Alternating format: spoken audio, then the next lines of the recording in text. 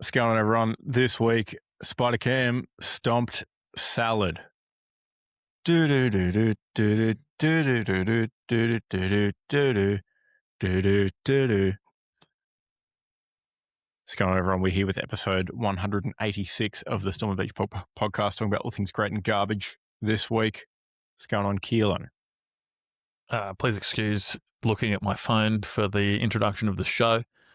I was just posting to our incredibly active social media accounts. As we all They know. are infinitely more active than they used to be, though. At a certain point in time, yes. Which is within the past few months. Correct. But they were quite active for a bit there. But it was a bit of effort. Yeah. Sorry. Excluding the weekly tipping updates and such. Oh yes. Yeah. I also didn't mean that too. Yeah. Just because something about you gotta reach the kids or something with reels. Didn't know where you're going with that one, but yes, absolutely. Yeah. Would you believe people that don't already listen to the show don't care about our tips? I've been telling the Zuck he needs to change the algorithm because the people do. The people do. The people care. Yeah, they probably do. I know if I wanted to do my footy tips, I'd definitely look for two blokes who post the same tips as each other every week. Sometimes we're different.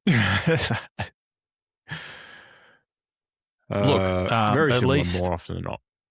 At least after this season, in theory, we can say that we didn't both come last and second last in our own tipping comp with total 7 people come into the season. You know, we'll be able to actually be like, hey, we're clearly experts in the field to some degree. Yeah. I'm only, I've tipped 110. I'm only 13 points behind Jarves, who's leading ESPN. He's the only person on ESPN with 123. Clear 1-1 leader. Yeah. Wow. And there's 2 people who have tipped 122. Well done to him. So he also tipped a perfect 9 last week, the prick. Yeah, right. Yeah. There was, I think, 2 people in my work comp, so 2 out of 50 odd, who picked around as well. Wow. Credit to them. I was half tempted to pick GWS. Yeah. But the coin flip in my brain went the other way. Yeah, in retrospect, they're probably the easy pick. Now that they've won 5 in a row versus Geelong, anywhere, anytime. Wish I knew that. Yeah, would have been good to remember that one. And we'll come back to the other reasons why they lost later. And that's why you stick around.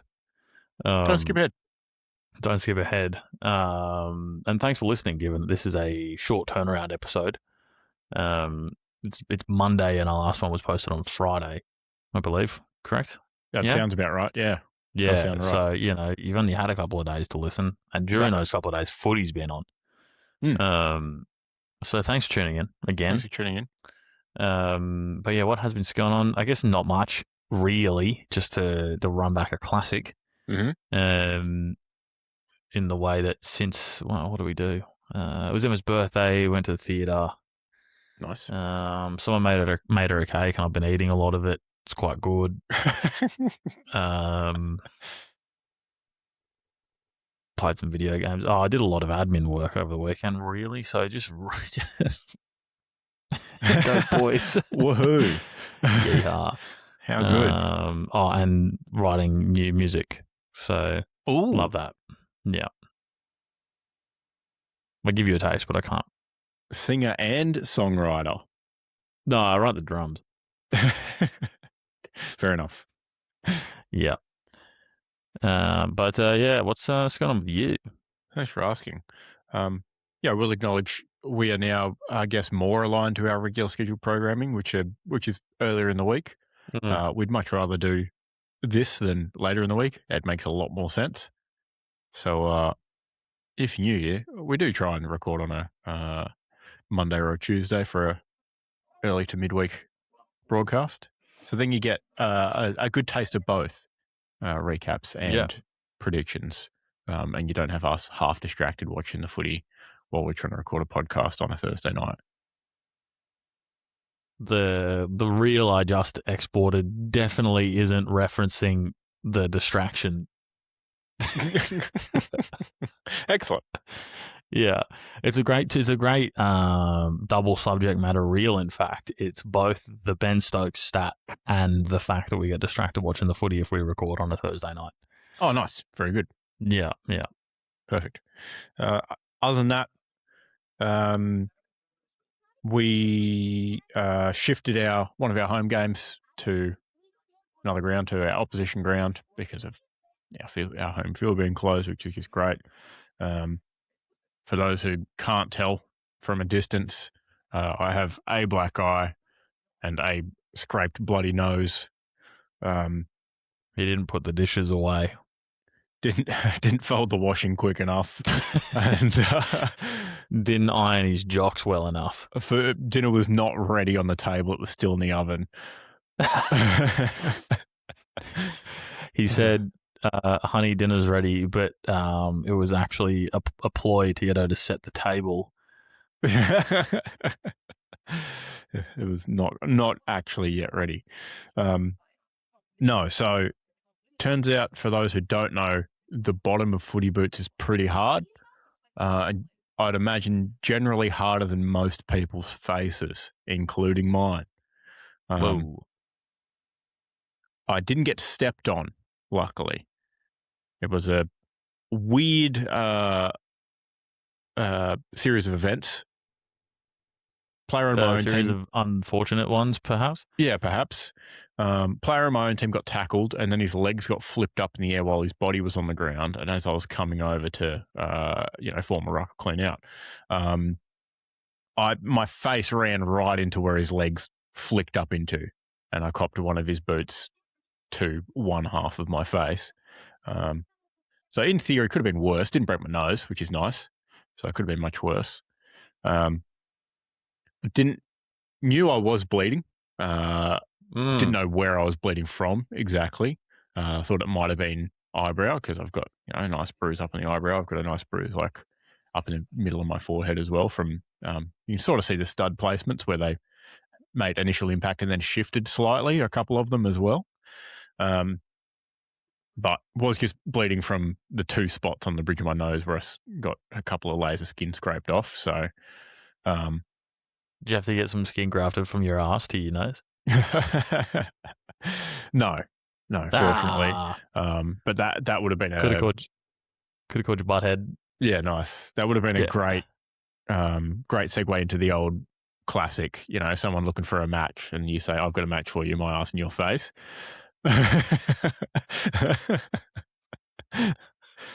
Nice. Yeah. But no, played out the full game.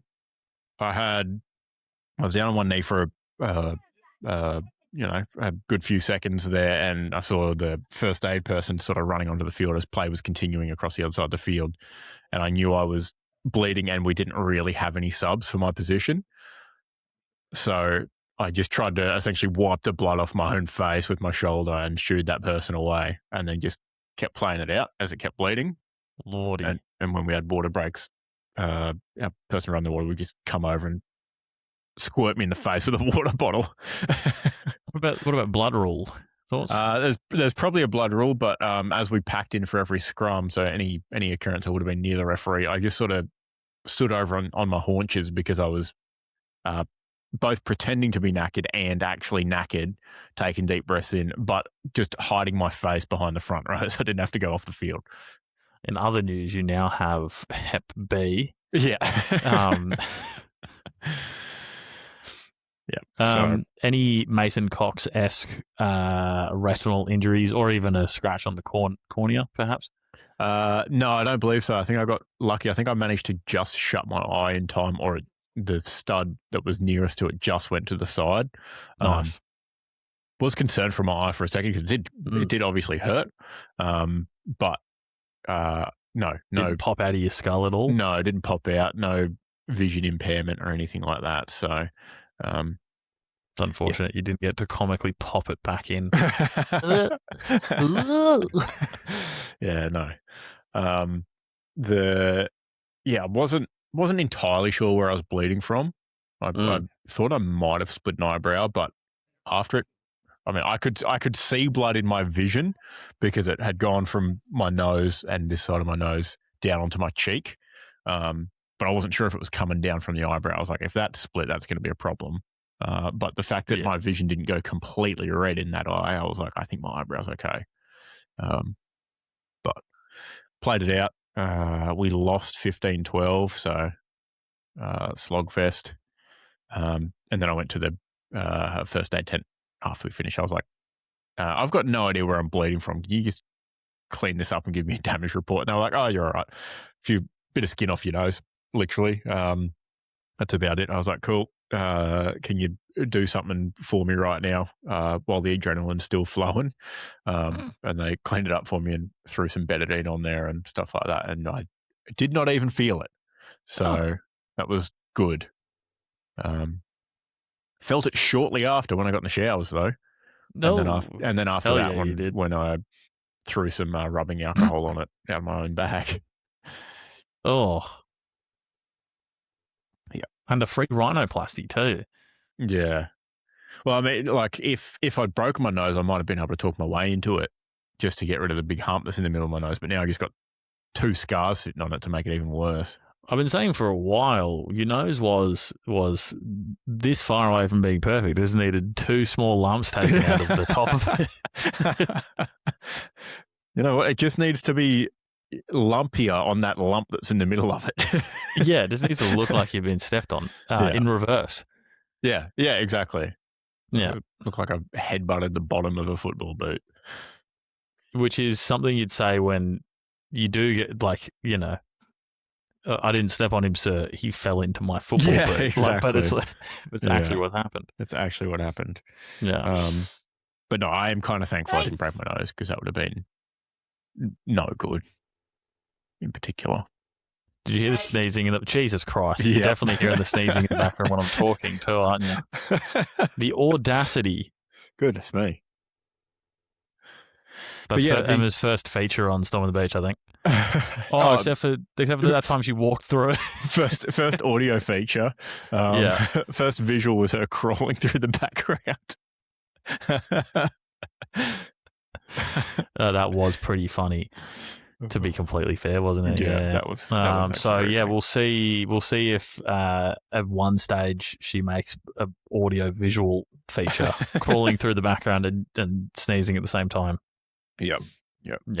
Very good. Now, my facial injury comes at a great time because on Wednesday I'm going up to Brisbane for a work conference.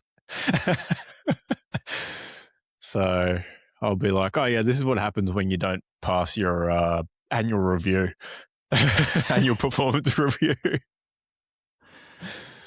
Yeah, you guys thought KPIs were a load of rubbish. Well, so did I. Look at me now.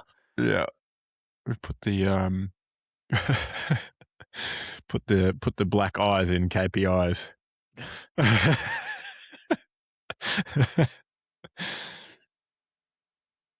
That was one of your best. Thanks. Yeah. Thanks. But yeah, I got through most of the day. Team meeting was moved today, so first call I had was with a complete stranger that I hadn't spoken to before. So I was like, please excuse my nose and the rest of my face. And then at like 5:20, I got a call from 2 people on my team. Like, oh my God, what's happened to your face? At 5:20 as well. That's incredibly rude. Yeah. Pretty late in the day. So it's what it is. Really should have been clocked off by then. You better be billing them for that. Yeah. But yeah, so my face hurts and the rest of me hurts from playing a full game, which I haven't done yet this season. So it's just everything. Everything hurts. Tough bickies. You'll enjoy the drive to Brisbane then. Yeah, especially getting out. Well, I step out of the car looking like Quasimodo because I'll just be like completely hunched over. Yeah. That's all I got. That's pretty much it. I think you've nailed it. All right, you posed a question earlier this afternoon around what was you said settle a debate. Yeah. And then you just sent egg salad sandwiches? Yay or nay? I said yay or nay after. Right. Yeah, thank you. I thought that was pretty self-explanatory. I feel like yes or no is not a debate, right? They're two sides. But they're both like, what do you mean? I was trying to give as little context as possible in order to not skew the data. Right. Okay. Yeah. Well, I feel it's less of a debate and just a question about preference. Well, if you say it's a debate, then if I propose it as a debate, then I'm hoping that I get like extended responses. You did capture my attention. I'm not sure about anyone else. Yeah. And I really oversold its debateness too, because all I did was see a reel that some dude that cooks and he's making egg salad. Yep. And the whole time he's saying, if you fucking bring this and eat it in the office, you're like, you're a piece of shit. I'm like, oh, all right. And then he eats it and he's like, yeah, it's good. But he's ragging on egg salad the whole time. And then I was like, Emma, do you like egg salad? And she's like, no. Emma, be fair, how did you say that you don't like egg salad? No. Yeah, like that. No. Oh, right. So never mind. It was less aggressive. Yeah. But importantly, I don't think there's anything weird about it at all. I'd like to clarify. I don't even think it smells that bad, to be completely fair. Emma's vegetarian, yes? Yeah, so probably should be eating more eggs. Yeah, exactly. No, I don't think egg salads. I mean, it's top 5, probably not top 3 of worst things to take into an office to eat at lunch in a lunchroom. Really? I don't think it's that bad at all. Exactly. Sardines. Sure. Yep. That fucking fermented shark that's buried in the earth and then put in a tin. Yep. I think any curry, maybe not necessarily bad, but as far as smelliness goes, it just kind of hangs around. Yeah. Mexican food. Same deal. Sorry, so you're putting curry as one item on this list, or can I say red curry, yellow curry, musselman curry? Well, you could literally list all of the fishes before egg salad then. Sick. Yeah. Yeah, cool. So egg salad's not top 300 worst items to take into an office and eat in a lunchroom. Yeah, so we're fine. Yeah, if you're not within 1 meter of an egg salad sandwich, it's not that bad. Yeah, I mean, if 7-Eleven sells it, it can't be that bad. It's also mostly encapsulated within bread. If you're eating tuna, it's just out in the open. If you microwave tuna in an office, you're a psychopath. Locked up. Straight to jail. Yep. Do not go past go. Yeah, without a doubt. Do not collect $200. Not much good that'd do you anyway. No. You certainly wouldn't be getting bail for tuna-related microwave incidents. Yeah, exactly. But for me, egg salad, very good. Okay, sweet. Big fan. Has to be on white bread, though. I will eat it by itself, but it's got to be white bread. Yeah, well, here's the thing also. Is it not just actually really high protein too? And if you make it with the light mayo, then it's probably actually not bad. Yeah. So that's why I asked Emma if she likes them, because I was going to just like meal prep a bunch of sandwiches. But now I guess I'll just fucking make them for myself. Yep. Yeah. Just do it yourself, I guess. Yeah. Sorry, Emma. Sandwiches for me. She stopped listening. Sucks to suck. Yeah. Now, I wanted to, as far as salads go, egg salad is quite possibly, it's not my loosest definition of a salad, but it's quite possibly the most loose definition of a salad there is. As far as official salads are concerned. Off the top of the dome, you got to throw fruit salad in there for being rogue ingredients-wise.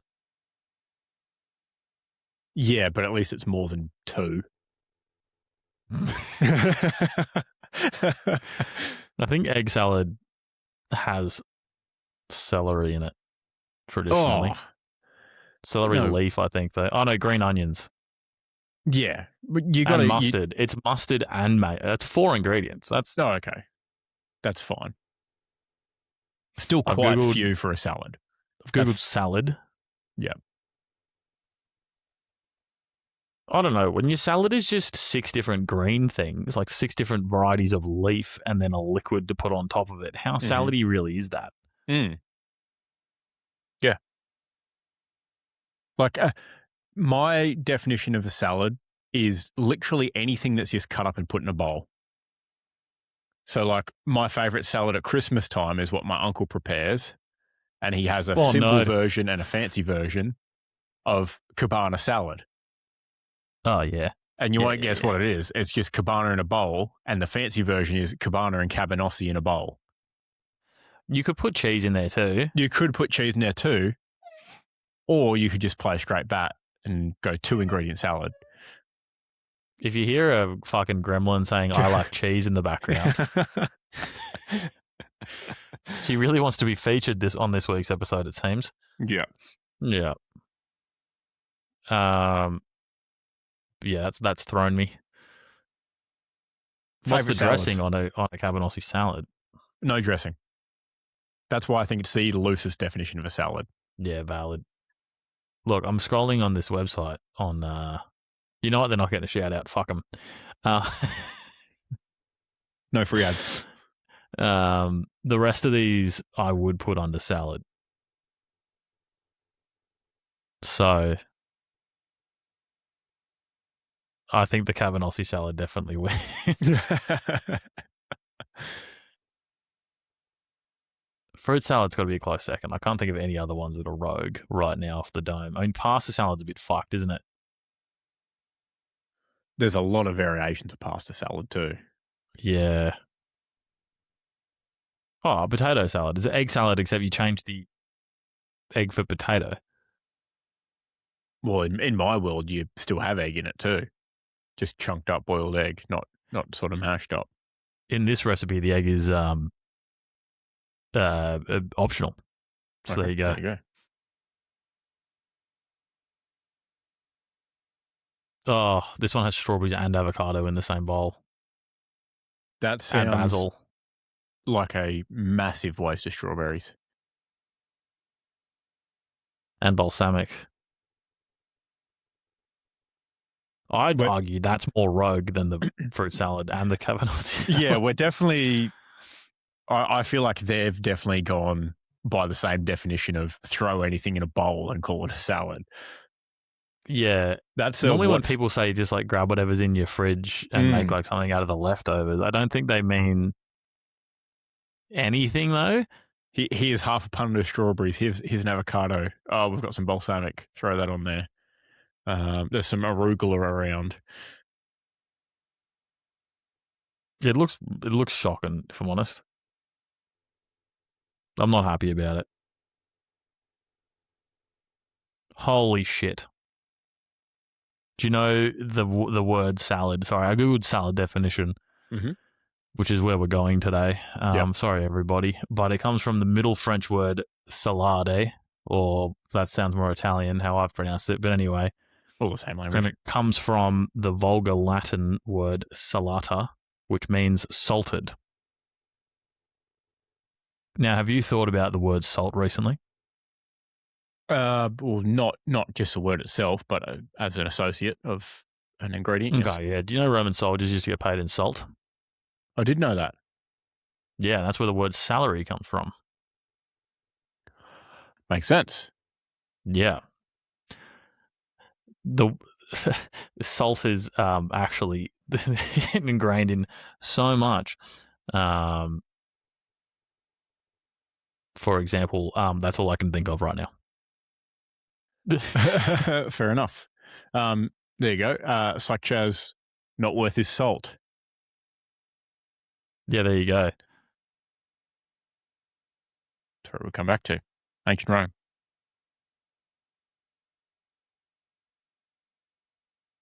It's a weird world. It is. You got a top 3 salads? Oh, yeah, potato. Okay. Yep. Is mashed potato just potato salad in its simplest form?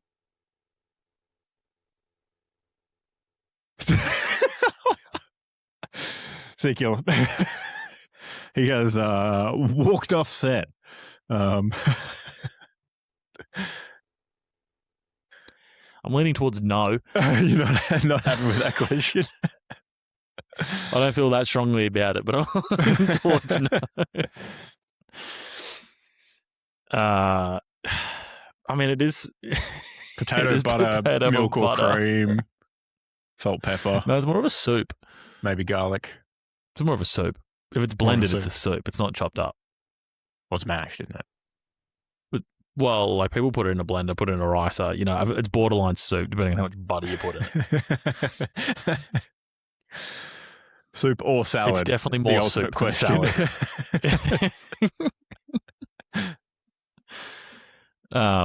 Whereas, like a pesto pasta salad with like pine nuts and stuff, that would be definitely a salad.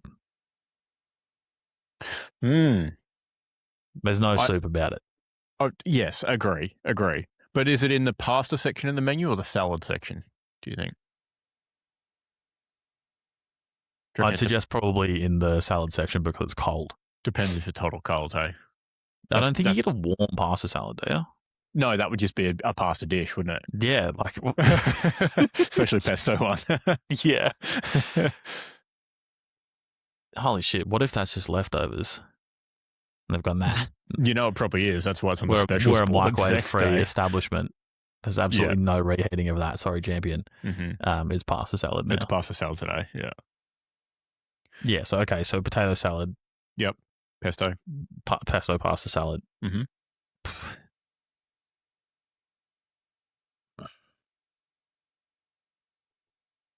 I don't know. Egg salad cracked to top 3? Nah, might be top 5 though. Top 5, not 5. Fruit salad's pretty good with yogurt. It is yummy. Oh, see ya. Yeah, no, it is top 5, not 5. Yeah. Squeaks in at 4. Fair enough. I think the egg. Yeah. And how about yourself? And if you disagree with me, you're wrong. Yeah, no, fair enough. Honestly, I'm not a huge salad person. Therefore, I might do egg salad 1. Because you can put it in bread. Yeah. Yeah. Well, you can do that also with you can do that with the potato salad. Every salad, pretty much. And you can put it in a potato salad. In the roll with the Woolies chicken. True. Yeah. Very good. No, rewind. 1-1 is crunchy noodle salad with wombok, Cheng's fried noodles. Yeah, nah. Yeah. You've got texture, you've got culture. Exactly. And even the next day when it goes soggy, after it's absorbed all the dressing. Very flavoursome. It's debatably better. That's 1-1 for me. Just quickly while it's on the dome, the viewers at home will be thinking when you prompted that rewind how I was going backwards while you were going forwards. It was a bit of a Tenet moment Yes. We don't even know how it works. Ask Christopher Nolan. The actors still aren't sure. No, because that was a documentary. Yes, correct. Yeah. Where little is revealed. Bad as a documentary, cool as a spectacle. Mm-hmm. Yes. So then Egg Salad's 2 then. Egg salad is 2, yes. Yeah, Egg salad's 2, cabana salad 3. I mean, fair enough. Yeah. In the way that you can't eat many salads with a bare hand. Yeah. Whereas you can hold on. Emma just said, "Isn't this a sports podcast?" No.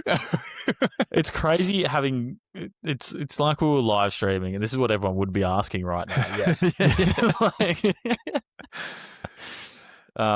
been talking about salad for half an hour. Isn't this an AFL podcast? Not even close. Welcome to the variety stream. Mm-hmm. Dog days of winter. Yeah. Anyway, importantly, that's thrown me. Yeah, reaching a hand into salad. So, if this Cabanossi salad is actually salad, then I think I have a different one to breach my top 3 that I hadn't considered about before. Allen's Party Mix. Yeah. No. Yeah. Arguably more salad than the Cabanossi salad by pure variation of ingredients. But no prep work required. What prep work's required on a Cabanossi salad? You got to slice it. Otherwise, it would just be Cabanossi in a bowl, which would look stupid. It looks just 2 sticks of Cabanossi sticking in a bowl. You not buy pre-sliced Cabanossi? Oh, no. That would be the laziest thing in history, surely. There is. You can buy it's for, to be fair, this says it's for pizza. Right. Yeah. So I can get behind that when you've got assorted other things to prep for your pizza. No. No, but you can buy salad in a bag. Yeah, correct. But it's still prepped in some form.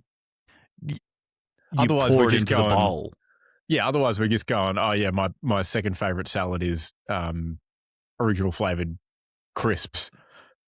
Because you just pour them into a bowl. Well, I think that fits because by definition, the salted crisps do meet the definition of salad. See? They're salted. Yep. But if the prep thing is a big important thing to you, you can make your own lollies. You can, yes. It's just I'm buying the salad bag from Woolies, and the salad bag is Party Mix. Yeah. Yeah. Is cereal salad? No. The milk is the dressing. But if you add some fruit to it, maybe it is. Oh. But what if it was one of those cereals with different bits in it? Like a Just Right. Yeah, it could be. Yeah. Yeah, there you go. I concede that. All right, so what am I up to? Crunchy noodle salad, egg salad, cabana salad. Big fan of, as far as classic salads go, Greek salad's number 1 for me. Feta in there, no olives. Yeah. Because I don't want my whole salad to taste like olives. If I want to eat olives, I'll eat olives. If I want to eat what I actually like to enjoy, I'll eat anything bar olives. You seem like someone that lets the onion? Fuck me. You seem like someone that lets the olive brine go to waste when you finish the olives and you don't drink it. You know what I mean? Olives no good.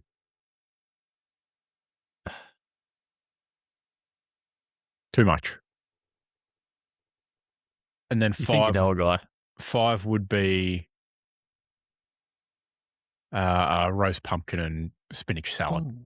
Oh, A little bit of pine nut action, a little bit of Pine nut. balsamic glaze.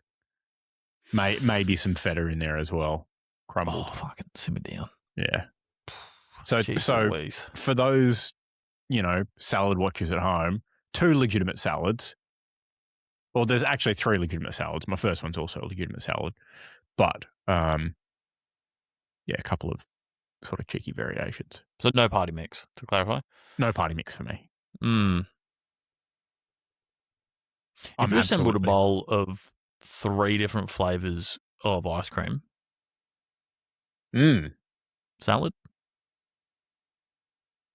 and sprinkles, that would be a Sunday. No, what if I ate it on a Saturday?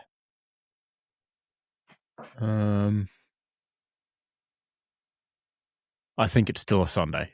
Okay. Yeah. All right. Well, now that we've had the intellectual debate section of the podcast, should we move on to the Butcher of the Week? Sure. Yeah, absolutely. And for the record, I'm going to be making some egg salad this week. Yeah, I'm hopped up on it now. I'm jazzed. I got some really good white bread upstairs that I had. What did I have in it the other day? Corned beef sandwich the other day with it. And I was like, oh, this bread would be phenomenal just to have a chip buddy out of. Like crisps. Yeah. So we might go got a chip shop too. Yeah, might go a crisp and egg salad sandwich. Get a bit of texture crisp in buddy. there. Oh, fucking texture. Ooh. Yeah. Oh, if you did salt and vinegar, I think that would actually slap low key. All right, yeah. I'll let you know. I'll do the research as well. Don't think I'm gonna have time. I'll make it work. I've got plenty of eggs too. Nice. That's a benefit for me. Well, if you where are you staying in Brisbane? They're putting you up somewhere? Just staying at my parents' place. Well, that's less funny because if you were staying in somewhere that only had a kitchenette, I was going to say you just make the eggs in the kettle. But also, you're contending with people that have previously washed their underwear in the kettle, which turns out is a thing. Yeah, I have seen that going around. Something's going around for sure. Yeah. Yeah, no good. No good. It could be buy worse. More. Though. If you need more, just buy more. Yeah, but it also could be worse. Like if you're going to use a kettle, then all you have to do is fill it, boil it, tip that out, and then you're probably good to go. In theory. What if they're real poopy? They're probably not, realistically. They're probably not. Yeah, they're probably not. No. Yeah. I can't say I've had any obvious kettle contaminations in rooms. I've definitely had irons fuck up my shirts, though, when they've got, like, shit stuck to them. Not actual shit, but, like, plastic and stuff. So when I have to iron stuff in hotels, that's the first thing I check. Yeah. I've not looked before and just ruined and I always start in the front of the shirt, just ruined the front of a shirt before. No good. Unlucky, I think. Yeah. Tough. Real no good. You'd be Butcher of the Week if you did that. Yes, absolutely. You want to start Butcher of the Week? Yeah, I'm happy to have a crack here. I've got down Conor McRapist for turning up and only lasting 90 seconds. Yeah. Check for those following along at home, that is, of course, Conor McGregor. Certified prick, general all-round bad guy, and happens to fight people for a living. Wow, that's crazy. Those two things never go hand in hand. Wow, wild. Who would have thought? That's so wild to me. Anyway, this just in. Yeah, but anyway, I've got him under Butcher of the Week just for not for any of the legal stuff, because that is much worse than a Butcher of the Week. Just for turning up and being bad. Yeah. Specifically his ACL or something in his knee or whatever that just exploded. Or maybe doing a move out of a fucking Bruce Lee film as your opening move, dude. I don't know. Like, you're old, brother. Yeah. He's 37. We have seen McGregor, have very quick fights in the past, but that was also 6 years ago, and he was on the winning side of it. I think it's scripted. Perhaps. But yeah, sucks to suck. On the other side of the coin, the fight before it, the lightweight fight, was my boy Paddy Pimblett. Mm-hmm. And he popped up and he was like, Diogo Jota passed a year ago, and he did a tribute to him, and he started singing the song. Nice. So, my goat.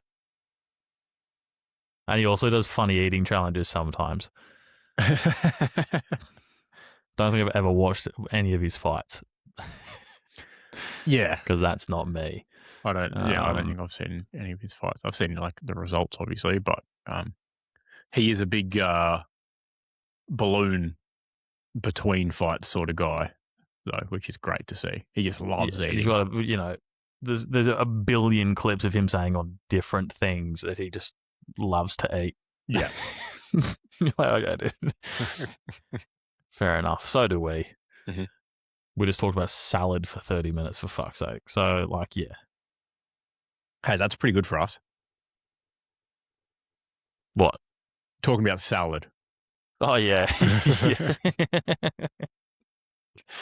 Yeah, it's no Bickies association, but it'll do. Yeah, true. Very true. Keep the wife and mum happy. Talking about salad for that long. Yeah, give the arteries and whatnot. Get the green stuff in. Depending on what kind of mayo you're using in the egg salad and whatnot. Good stuff. Full fat. Not fucking around. I will be fucking around. I'm going to see how aggressively macro-friendly I can make my egg salad sandwich. I reckon you can get it, pretty good. Dude, I think if you buy that protein bread too, I think it will slap quite hard.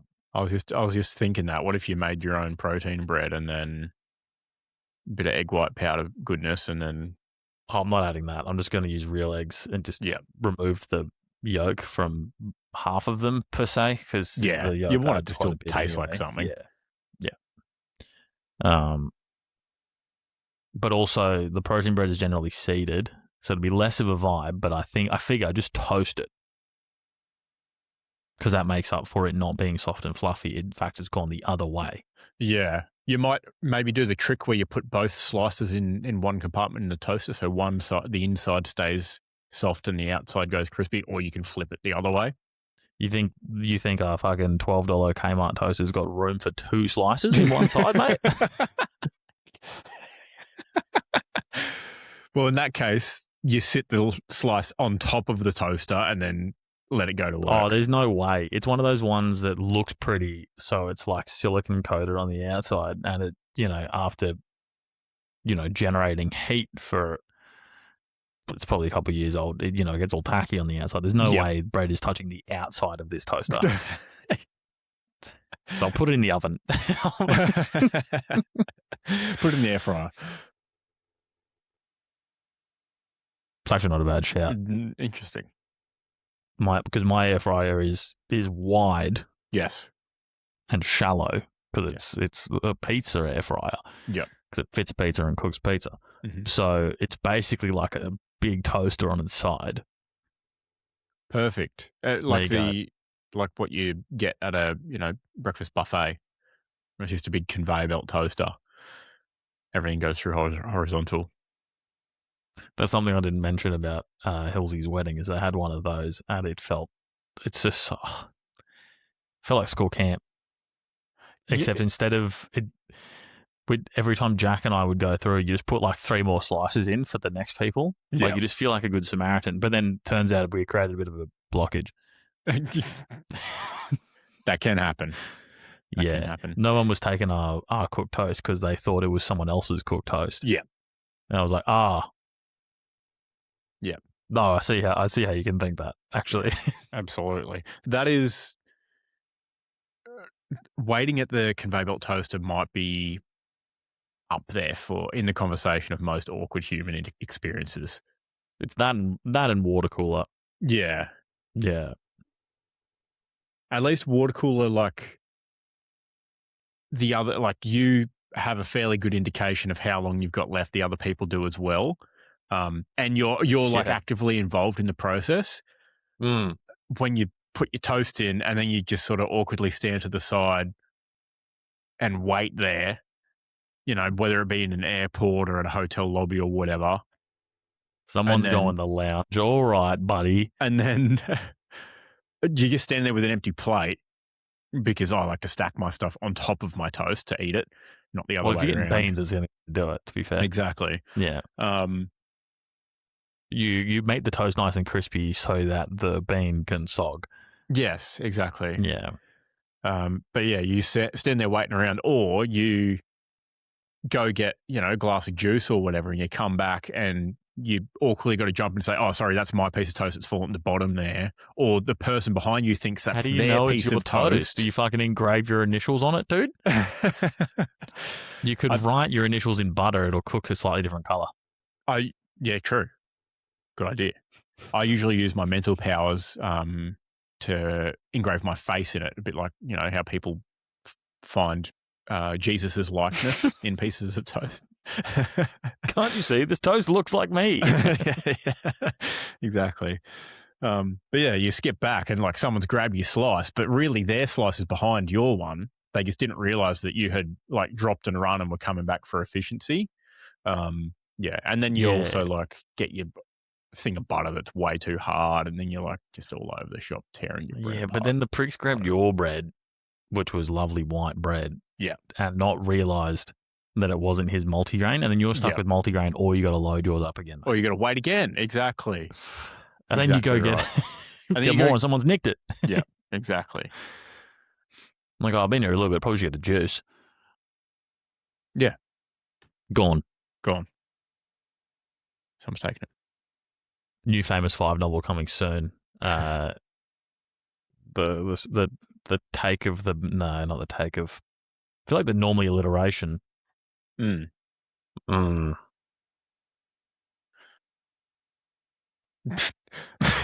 Please excuse the elephant in the back in the room.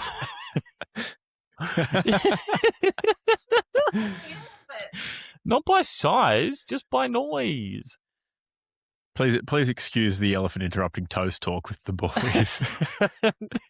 Yeah, we've been talking about salad and toast for the last 40 minutes, and she's interrupting our sports podcast. Yeah. Sorry, I'm looking for synonyms of mystery that start with T. Oh, the toast, the missing toast thriller, the thriller of the missing toast. The New Famous 5 book coming soon. Great ring. That's all I've got. Yeah, cool. Sweet. Pack it up. All right, your butcher. Very niche butcher of the week. We played out at casino this week, and there are away rooms out there. Other than being not terribly large, like fairly cramped. We covered last week how one of my things I like is showering with the boys after a game. They had old school shower, which was just essentially one end of the locker room with a little step to get over. No curtains, no partitions, taps and shower heads coming out of the ceiling. Just right above you. 3 of them right there. Pretty good. As you do. What wasn't good? No hot water. Not a drip of hot water. Bruh. Middle of winter. Not dribble of hot water. Like, it was Wim Hof getting under the shower after the game. I was legitimately going, like, just trying to, like, not die. I was legitimately going into panic because it was so cold. Great pressure. Here's the problem with that. If you're showering with the boys too, you want to be showing up, not. Yeah, well, like, at that point, like, everyone knows what's going on. So it's fine. It's not a problem. The problem is it's cold. It's very cold. And you can, it's an even better excuse to give the young guys stick for not getting their jocks off in the shower, because you go, hey, no one's expecting anything from this. You've got a built-in excuse right here.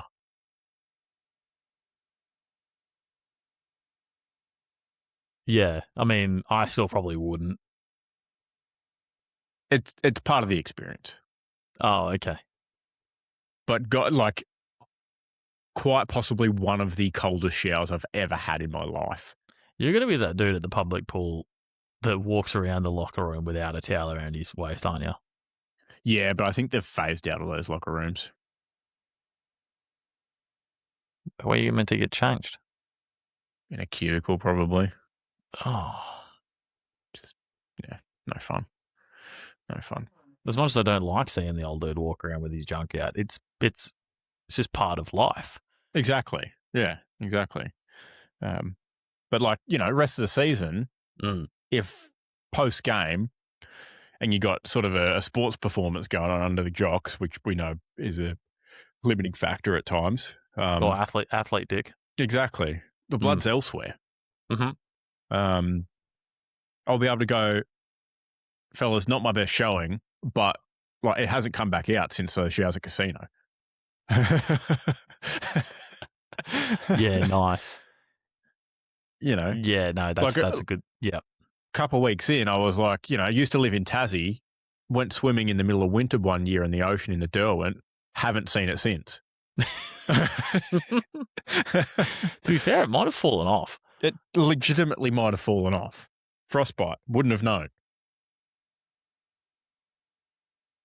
You got to build so hard it cauterized the wound too. It's exactly. all kind of sorted, Yeah, exactly. You got to have these, excuses ready to go. Really lay the foundation.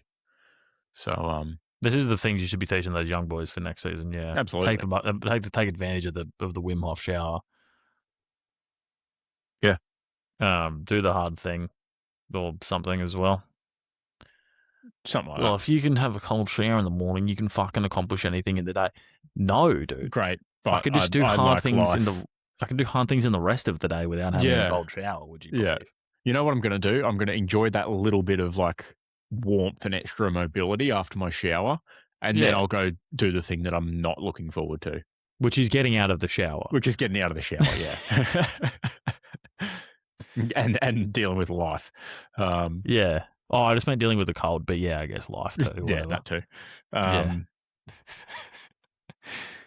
But we are, as a club, we're in the midst of fundraising for potential clubhouse build. Oh, yeah, get one of them instant hot waters. Yeah, I reckon we're surely going to push for gas setup. Have to. But I have a feeling we might fall victim to the modern day shower regulations with petitions and doors, etc. No. Which the boys won't be happy about. You can vandalise and remove the doors. Good point. Because they can't put cameras in there. Good point. That being said, if there are petitions and doors, we don't shut the doors. If you shut the doors, you get made fun of. It's a weird world we live in. Yeah. What's your team called? The Closeted what? Sorry?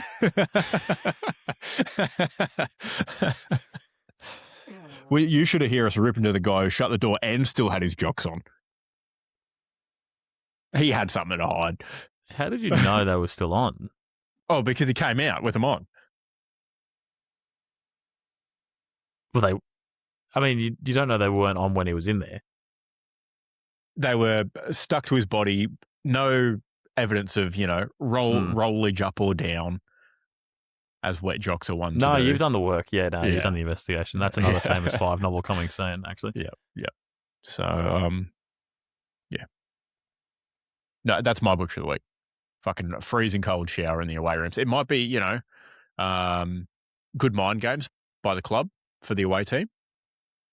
No, you're going to have shitty shower after the game, but Come on, a bit of hospitality. More like hospitability's still good, isn't it? Nah, fuck. Yeah, I think so. Sounds bad is actually good. Also, no on-the-house beers as well, provided by the club in the away rooms. We heard you the first time. Far out. One in a bloody feature and a half. It's one of those classic bits that I was reminded of today when someone sneezes twice. You got to hit them with the heard you the first time. Holy! Oh my god! We heard you the first 2 times. Getting greedy for the blessings. Yeah, no, yeah, but yeah, no free hospitality case in the rooms either after the game. Oh, that's the real prize, is hanging out with your mates and drinking a beer. That's what we're really there for. Yeah. We just had to go buy something from the bar. Boo. Yeah. It's boo, especially when you put it up for the other teams. Boo. All right. Moving on. Any movements? Oh, I think I did actually. Yeah, earlier today. But also on the shit list, I've got the Australian legal system. Oh, this is going to be an incredible segue from your talk of sharing with the boys. Mm-hmm.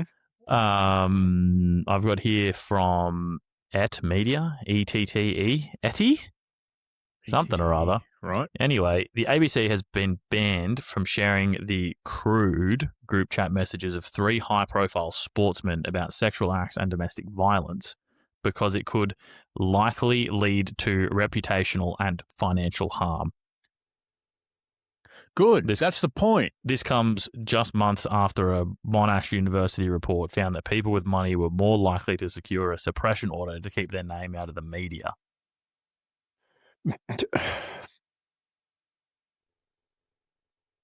Yeah, we know. Like, yeah, but like, do we need a study for that? But regardless, your first bit, yeah, massive shitlist material. Yes, that's the point of it. The point of what? Get it out there. Oh, sorry. Yes. Okay. Cool. Sweet. You should be dragged through the mud if you're doing that sort of stuff. Too bad thing get tarred and feathered. Like, it's been a thing. Yeah. For generations. For centuries. And it to be fair, Conor McGregor did the thing. He's currently getting tarred and feathered everywhere I look, but he still gets a fucking gig too. So it's clearly not bad for people with money, but you at least have to put up with the tarring and feathering. That's right. They still have the opinion that, any publicity is good publicity, but you still got to survive the tar and feathering regardless. Yeah. So given the nature of that information, I can't report anything else because there's nothing to report, which I think is horseshit. True. Agree. Tell you what, if they were, they absolutely would not be at Hawthorn. I could list 3 clubs that I could probably guess where they are. But I'm not going to because I don't want to accidentally say players' names, and then that is like proper bad territory to be in. Well, we know where they aren't going to be. Yes. They're not going to be at Essendon because they have no money and they're unsuccessful. They're not going to be at North Melbourne because they have no money and they're unsuccessful. I don't want to say. I don't want to say a certain player has a history of this that's currently playing in the AFL. It's not who you think, actually. It's not Stringer. Just to clarify, I'm not alluding at Stringer. But if you cast your eyes back. Giants also don't have a big fan base.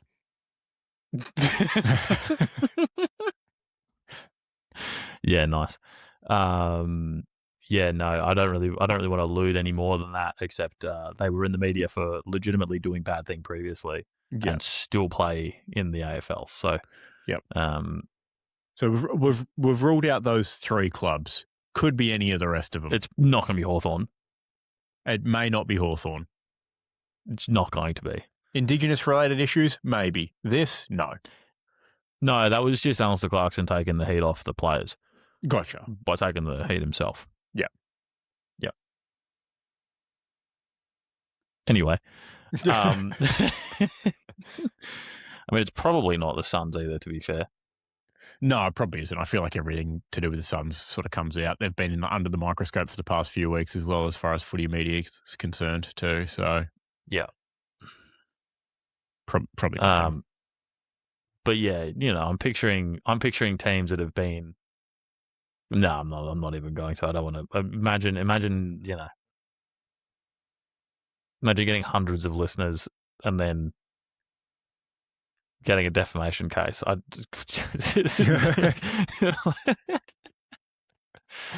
there's a suppression order, I'm not going to say anything anymore. That's it. That's done. But that should not be how the law works. True. So, especially since it's not alluding to things. It's the ABC is not allowed to share the things they have access to, which are confirmed. The things are there, and they would not. The ABC would likely not share something that wasn't confirmed. Even their opinion articles are substantiated. Yeah, because that's the closest thing we have to journalistic integrity in the mainstream media. Yeah. So, I don't know. Just get good. I'll take it. Good nomination. Thank you. All right, I've got to go to the week. Whoa, you need to simmer down. MJ's go to the week. Keelan, do you know what Western Australia's mammal emblem is? I do, based on the animal you've put in and I saw in the outline. Mm-hmm. It is, in fact, the numbat. Numbats are not, I won't say all the way back, but they're getting there. So they've been downgraded from endangered to near threatened. Shout out the numbat. Oh, that's actually really cool. That's actually very cool. So they've had successful breeding programs, successful predator control, so multifaceted successes across the increasing numbat population. So shout out the numbat. On the way back, on the way up, buy now. The numbat, not going the way of the thylacine. Correct. That's their new headline. That'll be bigger in the numbat world. Could be. We might be the number one numbat.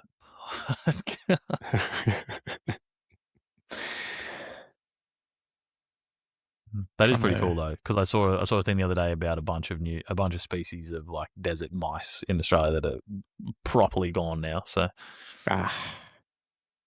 thanks to those fluffy little bunny fucks that people have been letting out of their houses. Yeah, don't do that. Don't let your bunnies out.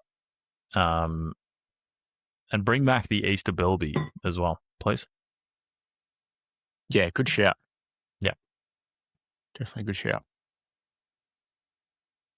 All right, should we get into footy?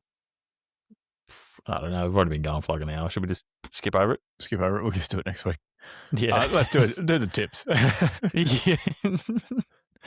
No, we can hammer this. There was some bad footy this week, so fair enough. All right. The media thing looks a bit different. Let's see if I can get this to work. I still don't have access to the media thing on the app.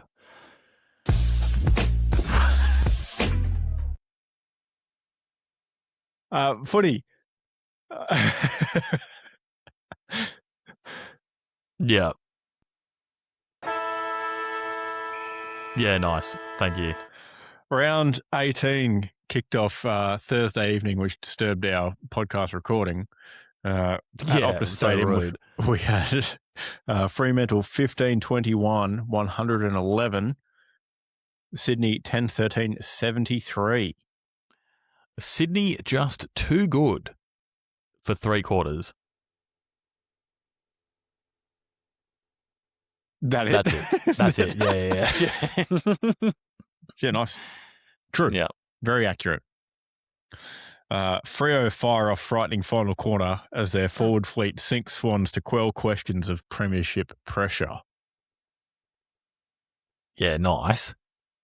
I You won't take be that. saying that 4 more times any quicker. No, probably for the best.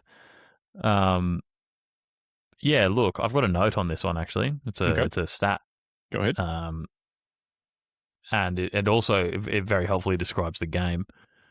Freo are the 100th team to kick 9 goals 5 in a quarter. Oh. Yep. Weird. Mm-hmm. However, they're the only team to ever kick 9-5 in a quarter after being goalless at halftime.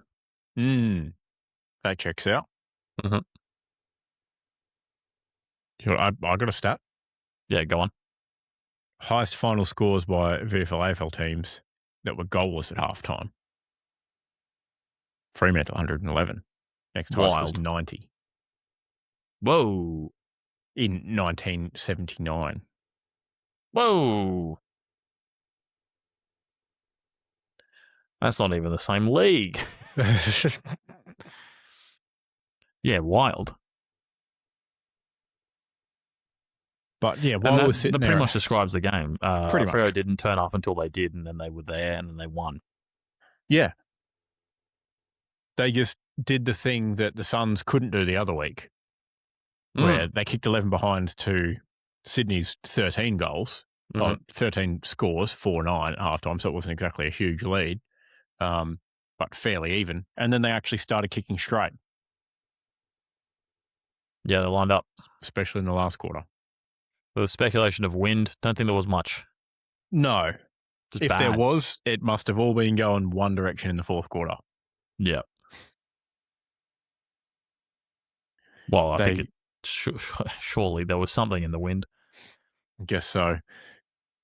Yeah, Freo successfully cut down our potential storyline of both Sydney teams knocking them off in back-to-back weeks. Yeah, that would have been cool. But that would that's have been all nice. Right. Nice one to write about, but I guess not. Fremantle now actually legitimately deserving of being named premiership favourites.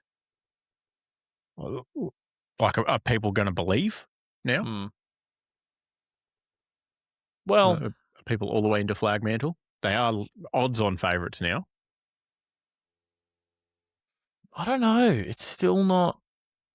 It still feels weird, especially given Adelaide last year, to go, oh, they're doing so well regular season. They're going to win the thing.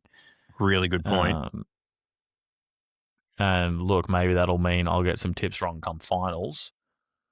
But I wouldn't like to be playing them at Optus. No, which is almost looks like a absolute guarantee at this point. Yeah, it's a generational lock. 2 games clear with, 6 games to go? But also, I didn't want to play Adelaide in Adelaide last year. Yeah, and you know, they hadn't won at Adelaide Oval for months, even going into this season. So, I don't know. Really good point. It truly can go either way, really. When come finals, anything can happen. Yeah. A few layups coming up, I think, for them.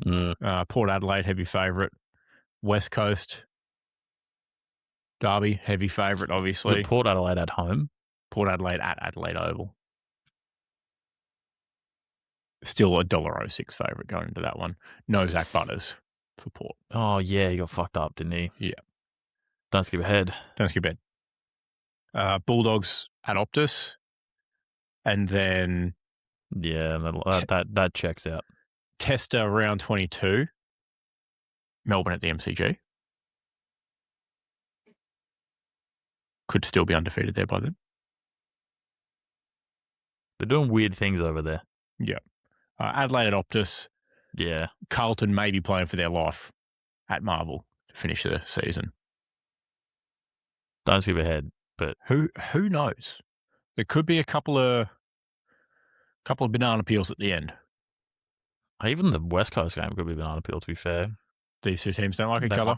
They might get up for the big one. Throughout the record books. These guys get paid to play footy too.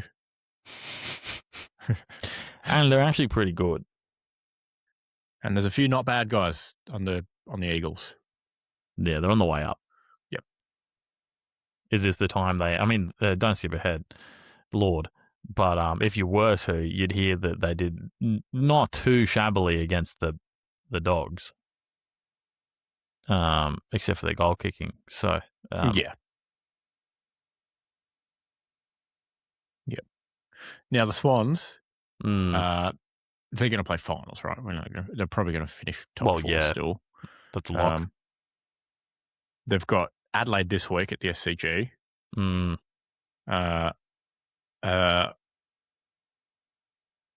The crosstown matchup at the G Spot. St Kilda. They've been funny there this year, though, to be fair. They could have a good crack. Yeah. And then they've got Port Essendon, North Melbourne to finish off the season. So they might literally just waltz into finals. North might have the hardest run in. They've got Sydney and Hawthorn. Yeah, North has a pretty tough stretch, apparently, going in. So I don't think it's all bad. Tom Papley was back. Not all bad for this one. They'll be fine. They'll make a run in. No, they're top 4 for sure, I think. But they definitely lose some. Premiership contender points. Yeah. I'd still like to be like, no, I don't know. I just feel like being odds on favourite going into it's a bit ugh.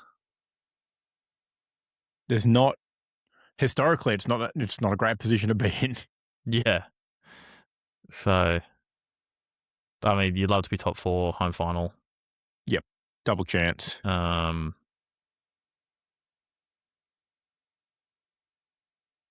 love to be top 2, wouldn't you? If Sydney could drop like a game and a half, that'd be swell. Love that. Would love that.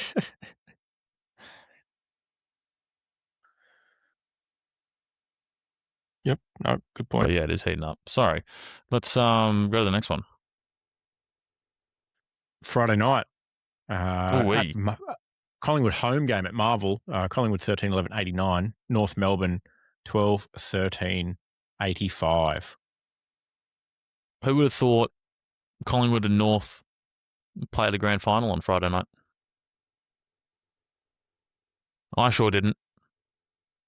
Until I saw Nick Dacos celebrating after the game. Did he cap it off with a free kick to win again? No, it's just like, I don't know, man. I don't know what it is, and I get the kind of like around that area where they do need to be kind of winning everything, especially because North are legitimately fighting for probably one of the same spots. There's 6 points between them. Yep. That win would have popped North Melbourne into the wild card spots. Like,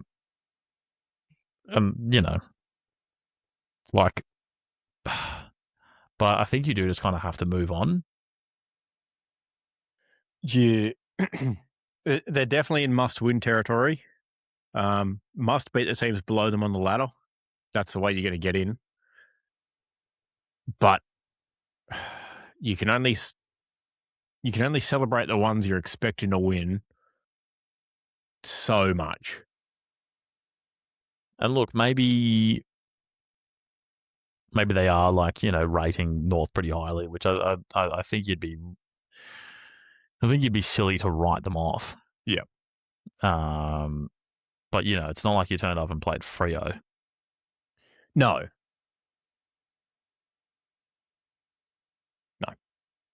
Correct. I had ABC's Ben Cameron called it best as cardiac Collingwood. He called them. Pretty good line. That's not bad. Keep control of the wild card gatekeeper status, clawing past the Kangaroos. Fucking hell, spit that one out. They're definitely like the Pies are hanging onto that benchmark. Like, if you're getting in, you got to beat them. Yeah. It does line up with the year they last won, though. Does it? in the way that they were winning all those games really closely. Yeah. I feel like just scraping into finals is kind of along those lines. Yeah, what that's true. If, what if the first year we have a wild card team get all the way to the granny and win it is the first year the wild card's in? That would be the pretty sick best storyline possible outcome for the AFL. Yeah. They'll be like, all right, cool. Well, this is a thing forever now. Yeah. No takesies, if backsies. Teams complain, we just say, damn, dude, guess you weren't as good as X team that won from 10th. Yep. St Kilda. There's still a lot of season left. No, legitimately no one would ever complain about the wild card if St Kilda finished 10th and won it all this year. You can't be like, hey mate, sorry, wild card's crazy, because they'd be like, legitimately, you think you're worse than St Kilda 2026? That, and you look at the mirror and go, yeah, nah, probably better than that. Hey, we should win this easy. Thanks. I think you're right. As weird as it would feel for the Saints to break their premiership drought by finishing 10th at the end of the season, which is the most St Kilda thing you can possibly do, is just finish 10th every year. Yeah. But then win the flag from there. It would be an incredible story. And then you'd just roll into the next year and everyone would be like, well, that was just weird. Like, all the other teams would be like, well, that's just an anomaly. Great from the AFL's perspective, but everyone would just be like, they're not beating us. Half of the finals contests there, or the teams on the other side who lost their final and didn't have to play St Kilda, would be like, we would have beaten them. Yeah. Can't believe to be fair, no one's prepping against 10th, you know what I mean, either. So like you could sneak through too. Yeah. Probably not. And that's where, you've got 10th to 13th still on the same amount of points. Like, still very much alive. Don't skip ahead. Damien Hardwick was used to be able to put the pin through the Sun season, but one game back in 14th. That many teams still in it with 6 rounds to go. But, a team like the Giants might just sneak up and drop 1 billion points on someone, don't skip ahead, and, find their way into finals, and teams will be like, holy shit, we actually have no idea how to stop what they can do in a quarter and a half of football or a half of football. Just watch the Hawthorn game tape. Yeah, they might just come in and ruin someone's day. Which does make it very interesting. Yeah. And it's probably the best thing they can get out of the wild card. Yeah. Like, realistically, the best thing they're hoping for the wild card is a team that wins it, has a whack at someone, but I don't think they ever expect the wild card team to win the grand final. No, I don't think so. But I reckon if they make it through, if one of them makes it through to a prelim, they'd be pretty happy. They'd be chuffed. Speaking of teams not playing a prelim, St Kilda and Port Adelaide. At Marvel getting back-to-back runs this week. Yeah, good. Just keep the lights on when they left on Friday night. St Kilda 13-9-87, Port Adelaide 10-13-73. Yeah, I've got nothing for this. I could not care less. So I give you give me the floor. Yeah, please take it. Yeah. Bishop's boys bring about a ball-getting bonanza, blocking the Port comeback, which could be summarised as 2 little butters scraped over too much bread. Oh. Kraken, that's good shit. Thank you. Legitimately, there was 2 little butters on the field. Yep. That is correct. He did. What is it? Is it some sort of ankle or something? Syndesmosis injury. I don't speak whatever the fuck that is. In layman's terms, it's just a really bad ankle roll, pretty much. He's going to go under surgery. That's bad. Yeah. It's not great. not completely ruled out, allegedly not completely ruled out for the rest of the season. I don't think he's getting back within 6 weeks. Nora Anderson got 4 weeks. Yeah, they say 4 weeks. Miss at least 4 weeks, which just seems... They've put him down as 4 to 6 weeks. Daniel Harford, who works for the ABC, 2019 AFLW Coach of the Year, former player, played for the Hawks as well. He was like, yeah, my son has just gone through syndesmosis. Obviously, he's not a professional athlete who gets treatment every day, bloody blah. But he's had a minimum 8 weeks off. For those playing along at home, Port Adelaide have 6 more games left. They're not playing finals. Yeah. 8 weeks, bigger than 6 weeks. They're definitely not playing finals if he doesn't play the minimum 4 weeks. Yeah. So there's no point bringing him in for the last game of the season except for a send-off because he ain't staying. Yeah. Very, very, very much likely his last game in Power Colours is done. Wow. Hopefully that means people can pick him up for cheaper and not Geelong, hopefully. Yeah, I don't think that's going to happen. Regardless. They needed some midfield run, though, I'll tell you that for free. Yep. Don't skip ahead. Got some analysis for you. Should we skip ahead then? Oh, yeah, go on then. All right, NG Stadium. GWS 12-14-86, Geelong 11-7-73. Big orange tsunami rolls through Sydney Olympic Park, washing woeful cats all the way back across Port Phillip Bay. Nice one. Thank you. Very good. And for the storyline, at 3/4 time, it was GWS 5-10 to Geelong 10-7 as well. And I had JC does AC as Giants come back with a vengeance not seen since BC. You're on fire today. Thanks. That's really good. Last quarter, Geelong, 1 goal straight, 6 to GWS 7-4. What's that? 46 points would be. I'd argue, yeah, it's a lot. Blowout. Yep, correct. Last quarter. And look, few things of note here. Geelong were either rattled or just decided to give up. Yep. Because David King did some analysis, whether he did the analysis or not, he presented the analysis of their defensive positioning. And even people like Tom Stewart, who has Callum Brown start of a stoppage, 90 degrees from the stoppage and the goal. So you could create like a little right angle there, and they're on one end here. The goal's over here. Everyone just listening is losing their minds from presenting physically. But essentially, Tom Stewart stays one side of the stoppage.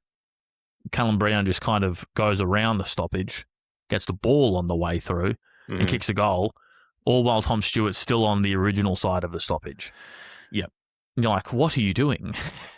Yep. And I get I get zonal marking or whatever, but I can't imagine you were expecting to be in some sort of drop zone or going for an intercept possession when you're 3.5 meters away conservatively from stoppage.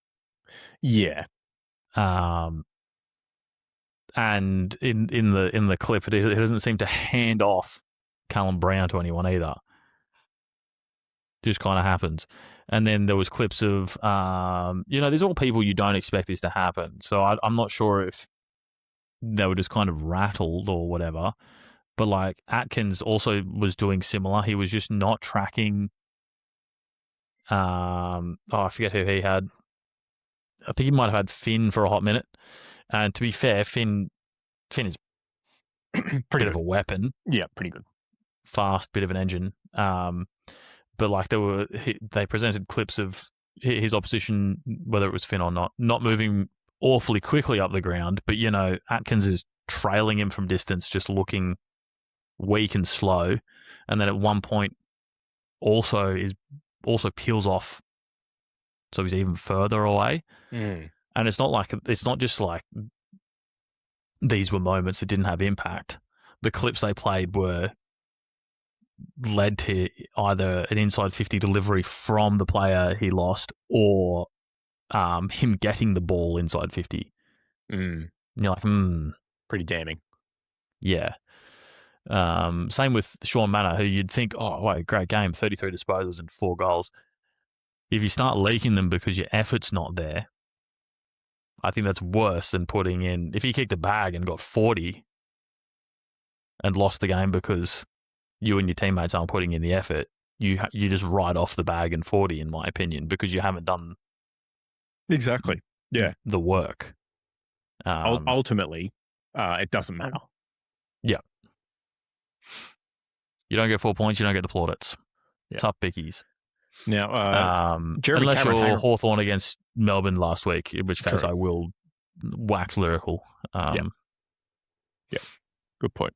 But Jeremy Cameron, they did put the one discerning factor in that is they put the effort in at the end of the game.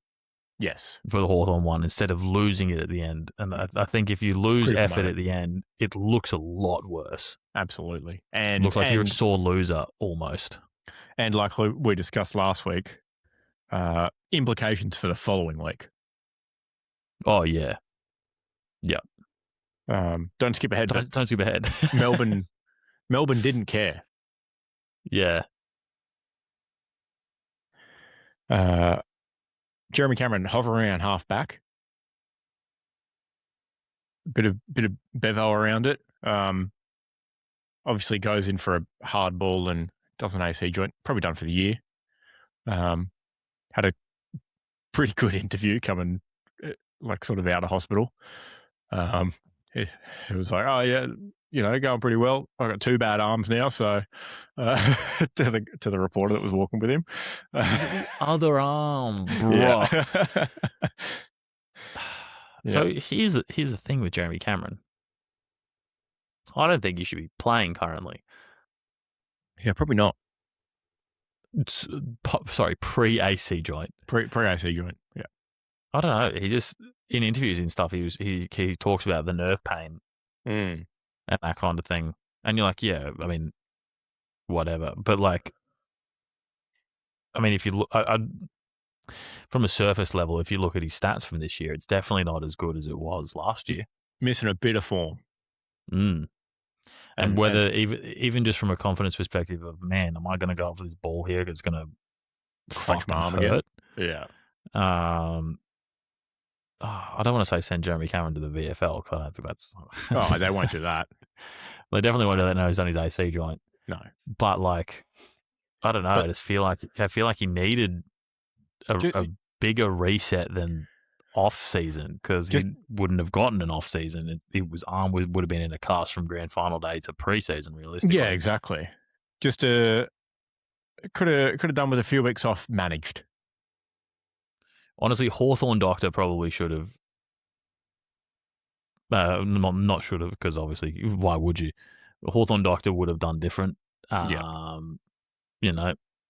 wrapped Will Day in cotton wool at the start of the season. Mm-hmm.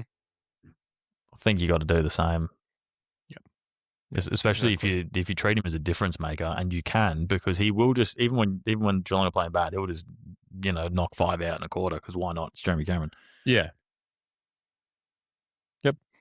No, very true. But I feel it's sort of been that best kept secret, not really, of the season was clearly his arms causing him some issues. A bit like, I guess, Matt Rowell, in a way that you can obviously see that their output from a statistical point of view is down, and they're not impacting games like they were. Gee, I wonder what's going on. Oh, it's actually just as obvious as they've both been carrying injuries throughout the whole year. Who would have guessed it? Yeah. And I think the Suns have been in the same position of being like, maybe we shouldn't have played him. Possibly not. I mean, they gave him time off to get it better, obviously, to heal it, stuff like that. Yeah. But there was still, mix-ups and lineup changes, etc. Maybe he came back too soon. Who knows? Yeah. It's all right. Figure it out. We'll talk about it in the actual season post-mortem. Yes, we'll get there. In the bye week. 4 finals. Oh, no, there won't be one. Or is there? Was that the wild card week? Is there still a bye before the wild card? I believe so. Oh, yeah, I think so. I'll find the schedule. You move on. All right, we've got prime time on Saturday evening. Come on, phone, cooperate. So shut down the whole bloody thing on me. Well, while you're having technical difficulties, the wild card round is the bye. Oh, okay. For everyone else. For everyone else, it's just wild card weekend. Yeah, that's tough. And then no bye round, I assume, after that? Yeah, so August 28th to 30th is 7 through 10. Mm-hmm. Which is... And then they keep rolling. Also the start of the Premier League season at 9:30 p.m. that Saturday. Holy, Liverpool v Nottingham Forest. What a treat. How about that? Yeah, nothing like not getting 3 points at home because it's Nottingham Forest, the bogey team. That's a 9:30 p.m. game, just quietly. That's incredible for it. That's great. Pretty good. And then, the week after that, September 3 through 6. Yep. And business as usual, 11 through 12, 18 through 19, and then grand final. Yeah, nice. The wildcard teams are getting waxed, aren't they? They're getting no break. Absolutely walloped. Fresh Avs teams. Yeah. I think you would see some NBA-esque late game substitutions, as in players obviously not being substituted, but sitting bench longer than you'd think. If they're up in the wild card, you mean? If you're up by 5, yeah. I don't know. I just feel like you'd trust your second graders to get you home at that point, to just hold on. Yeah. Not risk. Yeah. Fair enough. All right. First of the Saturday primetime games at the MCG. Carlton 6-3-39. Hawthorn 15-13, 103. Come rain or shine, Josh Fraser will coach the Blues to a win. Unfortunately for him, it hailed on Saturday night and Hawthorn slammed the lids back on Blues fans' wet little heads. Nice. Very good. Thanks. I like it. I've done 2. Oh, yeah, go on then. My first one might be a bit distasteful, but it is what it is. Familiar scenes as the boys in blue manhandled melanated man daring to enjoy an evening in the park.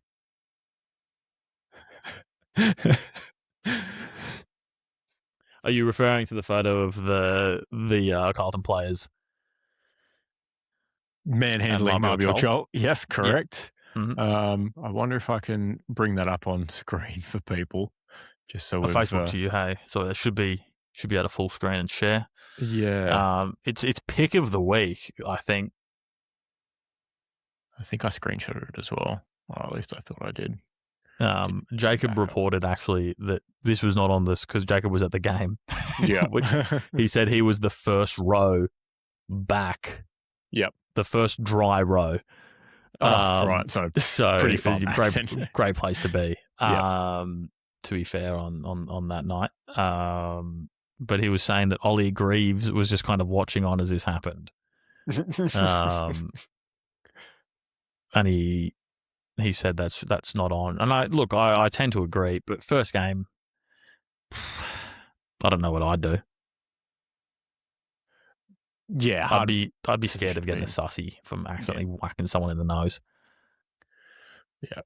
Not sure how this will share. I can't Perfectly, in fact. Much more than that, but oh, secrets are out. Yeah. Hilarious. During NAIDOC week of all weeks too. During NAIDOC week as well. And yeah, Marbula obviously shared it on his story. Yeah, which is why I've seen it. I love that it's a Tool song as well. Like the post had everything for me. Mm-hmm. In fact, all the Hawthorn socials today that I've seen have been off the charts tune wise. There was "We Own the Night" by Dance Gavin Dance, which is the pretty banging song, and then there was a song by Architects, which is like proper screamo. And then this dude who shared it with Tool, like it's I am the target demographic.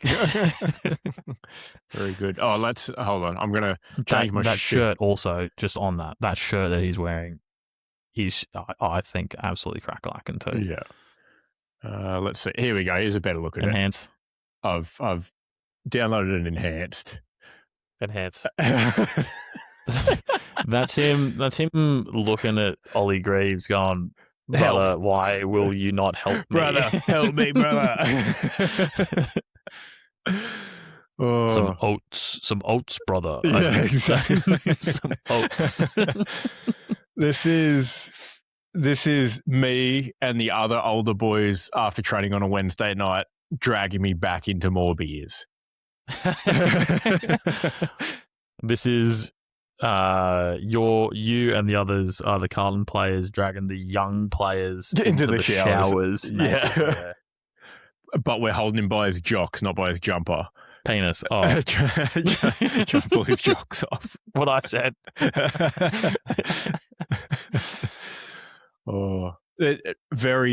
Which actually lines up with something Jacob reminded me as well of the Richard Chol saga of when they were all touching his junk during the team song. Yes. Which is incredibly inappropriate, and I completely forgot that happened. Yeah, that did happen. Memeability of that pick could be an all-timer. That was a laugh on the carousel. Yeah, that was buried deep in there. Yeah, obviously lots of airtime on Joel's story, so that'll get out there. Very good. The other one I had was Lygon Street in scramble mode as Blues fans look for lids. Yeah, run it back, I think. Very Look, the streak was going to come to an end at some point. Yeah. I just think Carlton fans were hoping that it wasn't quite as explosive. I would describe it as an absolute pantsing. The door absolutely slammed shut on the streak. If they had kept it within 3 goals, this one, like I feel like they could have come out with it. Good loss, moral victory. Yeah. They're in a position not to beat the best teams earlier in the year, but if you can compete with them, surely that's something you can carry in. But instead, what they've done is they've let in 28 scoring shots on a very wet evening. Yeah. Yes. And you've let Chol take a mark of the year contender. Which I don't know what was on his hands, dude. I don't know how he held on to that football. The leap itself is nothing, but the football is very much stuck to his hands. Which means it won't win because it's not spectacular enough. But yeah, man, if there's a modifier for being in the wet, I think it should absolutely get something. Surely that amplifies the difficulty. Yeah, it would have to. Other news out of this game: Josh Ward really fucking getting his plaudits. He was one of the highest rated players in the AFL this week, which is great because he's just one of those. He's just one of those guys where you go. I think in an interview he he was asked, whatever. There was a lot of talk about the Hawthorn midfield in the offseason and they needed to recruit someone, but you've kind of stepped up, and he's like, yeah, just do the work or what, like something along those lines. Where it's just like, he's just like, yeah, it just drives me to do the work, and that kind of like just do the thing. Grateful to be here. I'm gonna do my best. Yeah. If he ever leaves the club, I'll be incredibly sad. But he doesn't seem like the kind that would choose to. Yeah. Also, I'm surprised we haven't seen a Meek Monday post from Hawk admin. 10 tackles from the big man. Holy. That's a lot. That's a lot. And 49 hitouts. To be fair, his direct opponent was a debutant who then got switched to Harry Mackay. Yep. But he was winning the hitouts and then also laying into whoever had the ball, which I think is just absolute ruck supremacy at that point. Mm-hmm. Great conditions for that. All the factors just perfectly lined up for him. Wet ball, it's been spilt around the ruck a little bit, so you can just get the long levers out onto someone as soon as you've tapped it down. Yep, just straight into him. And he's got the perfect build for. He's got tackle build. Honestly, great game for Ned Reeves not to play. I love Ned Reeves. I love the double ruck thing, but I could see someone snapping his leg in two in those conditions. Just like an errant slip, and all of a sudden he's out for 1.5 years or something ridiculous. Yeah. You know what I mean? Like, yeah, absolute big man territory. So. Definitely. Now, I think I saw Carlton lining up for maybe like a third hardest rated run on the way home, something like third or fourth, maybe somewhere around there. Some testers for them. Tough shout coming in. They got the Pies this week at MCG. Two teams don't like each other. Famously, yeah. Then they have 5 in a row at Marvel Stadium. So, travel bias who? They've got the Suns, the Lions, St Kilda, Western Bulldogs, and Fremantle.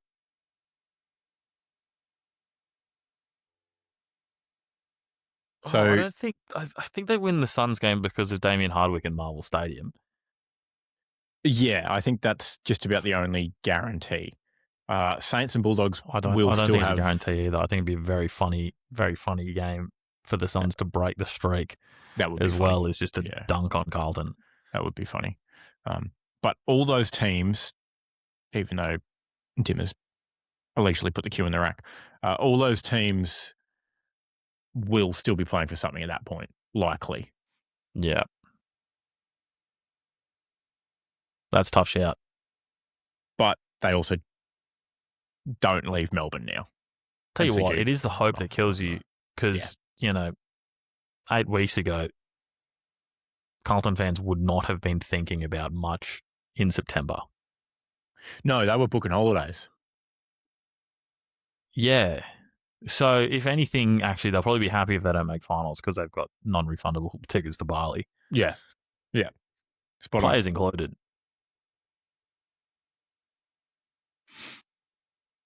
All right, and then the other primetime game over at Adelaide Oval, Adelaide 19-14-128, Gold Coast 7-7-49. How headline-y is yours? Mine's more logline, potentially. Not very. Okay, cool. I'll just go first anyway then. Thanks to classic AFL scheduling, I didn't watch this. I will say, though, it is a weird coincidence that a player previously suspended for racism managed to bag 5 in NAIDOC week. Really showing out. I could say the same thing as yours, obviously. Not the second bit, but the first bit. Obviously watched a little bit of the Carlton Hawks game, and then I just switched over and watched the entirety of this one, much to my chagrin. Yeah. I just had Colour Me Shock Gold Coast lose at Adelaide Oval. Yeah, I mean, the science shows. Prior performance does sometimes indicate future performance. I think, yeah, when it comes to sports, it quite often does. Yeah. Yeah. Obviously to a point, but yeah, tough shout. It's tough. Adelaide have had a resurgence over the last, I don't know. I feel like I still thought they were shit the first 2 months of the season. Yeah. Well, they couldn't win at home, could they? No, they've turned that around. Yeah, they're doing it. So, yeah, up to Adelaide now, up to 5th. Probably in a better position to make a run at it than finishing first at this point. They'll still have a bit of a charge to make. Aim for that top 4. As I said, after this one, Dimmer sort of said that's pretty much the season done. Mathematically, no. I have had a bit of a think about it, and I've had the Suns on, must win / can't lose loss for watch for a couple of weeks now. Yeah. Figured it was pretty much done after Collingwood lost at home. Uh-huh. Like you said, it's the hope that kills you. Western Bulldogs on the Gold Coast this week, winnable. Current odds-on favourites, slight favourites for that one. The Suns still. I think it could potentially be a Damien Hardwick reverse jinx sort of play to get out in the media and say, hey, that's pretty much our season done. Pack it up for the year. We'll focus on next year. Yeah. Take the pressure off the players. They know they're not playing that well. Matt Rowell led disposal getters in this one, so a little bit of form back there. But otherwise, not playing too crash hot across the board. Jed Walter 3 goals. Bit of good news coming out that he's allegedly leaning towards staying at the Suns on a 3-year extension at this point, rather than leaving to take a bit more money elsewhere. So fingers crossed that comes good. Not like the Ben King story, which is continuing to unfold. I think at this point, just on that, that unfolds based on once Jed's locked in. Probably. Because, he'll probably make a decision after Jed at this point. Yeah, probably. Based on that. And I don't want him. I thought I saw whisperings of Jamara earning an extension as well. I imagine just another 1-year gig too. But he obviously hasn't been seen for a couple of weeks at AFL level again. So we will see. Fell back to clearance issues again this week. But finally someone on the broadcast was pointing out something that we mentioned. Different midfield mix, different ruck mix. Moyle had 58 hitouts. McAndrew had 26 and Murray had 18. So day out in the ruck for Moyle, they just were getting pinched. The whole time. What I thought was interesting was, I believe they said the Suns had the second youngest team of the round this week and the youngest last week. So everyone going, oh, they're a better team than this. And yes, that probably should be a better team than losing 6 in a row or whatever it is now, especially with the quality of the players there. Yeah. There is also a lot of young blokes that have had a run through and, having mentions of injuries, but also losing starting lineup players and then having injuries to the guys that were the backups to those starting lineup players has killed the depth in the team and essentially left us with having a bunch of young blokes running around for the past couple of weeks, which is always a tough ask. Even some of the players you consider their stars, like a Humphrey, Mm-hmm. It's 21. Yeah. There's not a lot of blokes out of that midfield, besides the midfield group, that you'd grab and go, they're older, you know? No, exactly right. Obviously, Sam Collins. Um,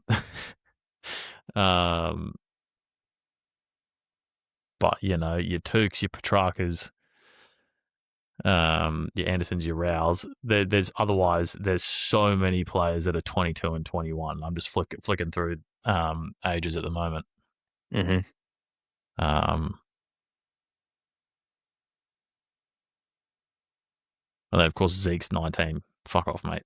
Yeah. Like Anderson and Rowell are both 25. Yeah, they're not old by any means. But I feel like a 25 doesn't bring you. If you had a team full of 25-year-olds, you probably wouldn't be the youngest team. No. For the round. But there is a substantial amount of 22 and 21s. Yep. That are bringing that average down. Yep. So, like, what even is Oscar Adams, you know? He's actually been pretty handy filling in Dylan for... Patterson is 18. Yep. Oscar Adams filling in a lot last year for Charlie Ballard's spot, and even having a very good crack at it this year. Playing pretty well as a key defender, but like you mentioned, also 22. Mm. That's a tough role also as a young person. Yep. Especially a young person that isn't just a imposing size key defender. Yeah. He's not a Mackay. No.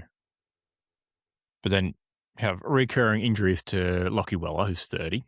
Mm. Dan Rioli's out now for a bit, 29. Jai Farah's been in and out with a few injuries this year, 29.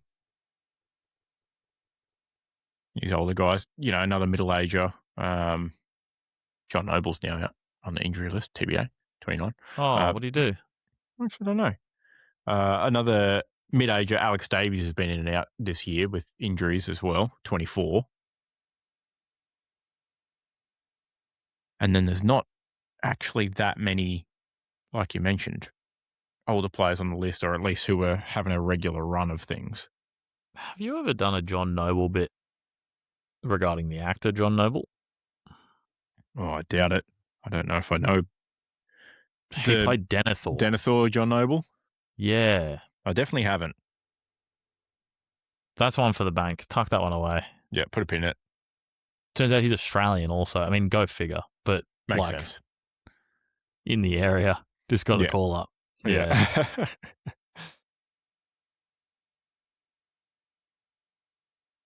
I mean, get him on. Same name. It's got to be fine, right? Yeah, give him a run. Yeah. Bring the average age up. Substantially. Yeah.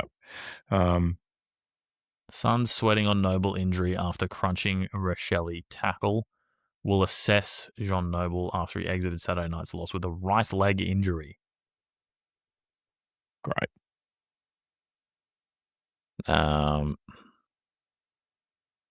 I'd love a clip, but I can't do that. No. But yeah, spot on with the list. There's not a lot of older names on there, that's for sure. So it's not really surprising. The last couple of weeks have been second youngest team. Will Graham, shoulder again. Looked like, I'm pretty sure it was the same shoulder as what he did in Darwin last year, where he did that repeat effort with the bad shoulder. And then, cooked himself the rest of the year. Oh, that really incredible repeat effort. Yeah, that one. Yeah. But then, he just landed on it with it straight out like that, essentially. And it clearly just went up. But he didn't have either shoulder strapped. So clearly was feeling all right about it. Dude, give him the Will Day treatment. But, yeah. Send him 3 rolls of Elastoplast before the game. Yeah, someone get him, Chris Judd's number and picture and go, hey, mate, have a go at this. You got physios at the Suns, don't you? Yeah, I'd say so, probably. There's got to be an Elastoplast specialist amongst them. Yeah, you'd think so. But yeah, he's missed a significant period of time last year, and now probably I'd imagine the rest of this season, based on what I saw there. 20 years old as well. He'll be back. He'll be back. Should be right. But yeah, I don't know. I think Dimmer Magic reverse jinx, get the pressure off the players. Let's just have a bit of fun and play footy. Yeah, I don't know. Conveniently, they are talking about him in the media. There's articles about, Dimmer being dumb to say that in a press conference. Yeah. Which is what you want. You don't want the media talking about your boys all week. True. Yeah, exactly. Take the heat off. Mm-hmm. Bit of smoke and mirrors. Yeah. Which I feel like has sort of been his go this season a bit as well, as the losses have been racking up, is say something that puts a target on his back versus the team as well. Look, I don't think he does a great job of it, just because when he does that, he doesn't seem like he's, I don't know. But yes, if that's the intent, he's doing it well. Yep. But he's definitely a bit spiky in these post games when they haven't won. Yep. I think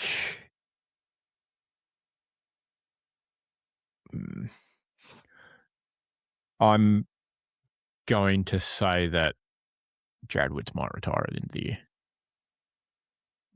I'd say so. I could and by say so I mean very much agree with. There's no real. I think it's time. Yeah, he's obviously not been given as much of a run. They tried the double ruck thing for a few weeks. Sort of didn't really work. Sort of did. Didn't matter. If Dimmer goes, hey, really want to do double ruck next year, we'll play you for your age. Don't worry about it. Yeah. Then he'll stay. But I think that's the less likely of the options. Yeah. And if you look at his stats this year versus career averages, everything's pretty much down bar clearances for this year. Clearances isn't overly the stat you're looking at a ruckman either. No, but I think his it's weird because 3.8, it's exactly the same as what his career average is, but this season it's marked as average, but for his career it's above average. Oh, no, that'll be because compared to everyone else those years, it is above average. Yeah. Yes. Yeah. So if you look at his disposals, which doesn't matter, his kicks, which doesn't matter, his handballs doesn't matter, clearances doesn't matter, hit outs, there you go. He's on average 4.4 lower than usual, and 1.3 hit outs to advantage lower than usual. Yep. Over the season.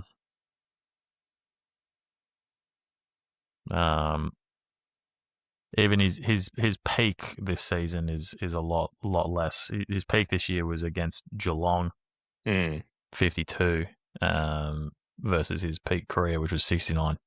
Yeah, nice. But yeah, I think we might be more leaning towards the future one ruck setup. Yeah, pinch hit either Ethan Reid or like other clubs, get someone athletic in there. Like send Mac in there for a few hits. Just hey Mac, hit it as far forward as possible every time. If I'm honest, during your recap, I thought that they'd done that. Because you said Mac Andrew. But of course, you were talking about Adelaide ruckman Mick Andrew. Yes, Lachlan McAndrew. Yeah. So I want to see that ruck matchup.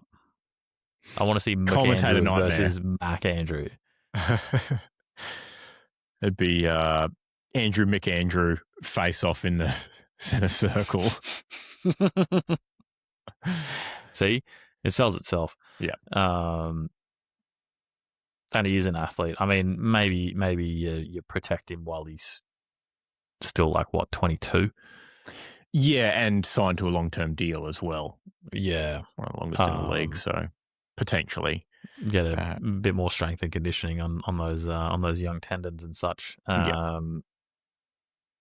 But I do think it's an option. Yep, he did give away a double goal free kick as well. He will do that. Yeah, bit of dissent sort of action. Umpire did say I warned him 3 times, and he still went on it. But to be fair, the umpire also missed an egregious hold on Mac Andrew that then led to the goal. Hence why he was giving him a spray. And the replay about him going at the umpire just shows him going at the umpire, not the call that was missed. So everyone's like, "Oh, what was he?" No one was like. Everyone's like, "Oh, what was he going to the umpire for?" And it's like, "Well, wind back another 5 seconds, and you'll see that it was pulled back off the ball." Regardless, no good. Yeah, you can't be doing it. No, not after you get a warning, let alone 2. Yeah. But Suns 3:15 at the Solarium this week. Will you be in attendance? I'm planning on it. Nice. On Sunday, so fingers crossed. They're slight favourites, but who knows? That'll be the game of Sunday. Yeah, absolutely. That might be a little sprinkling of hope to really just crush me at the end of the year. Saturday, not a good day. We lost. I got kicked in the face. So obviously lost any future potential modelling contracts that were looking my way, unfortunately.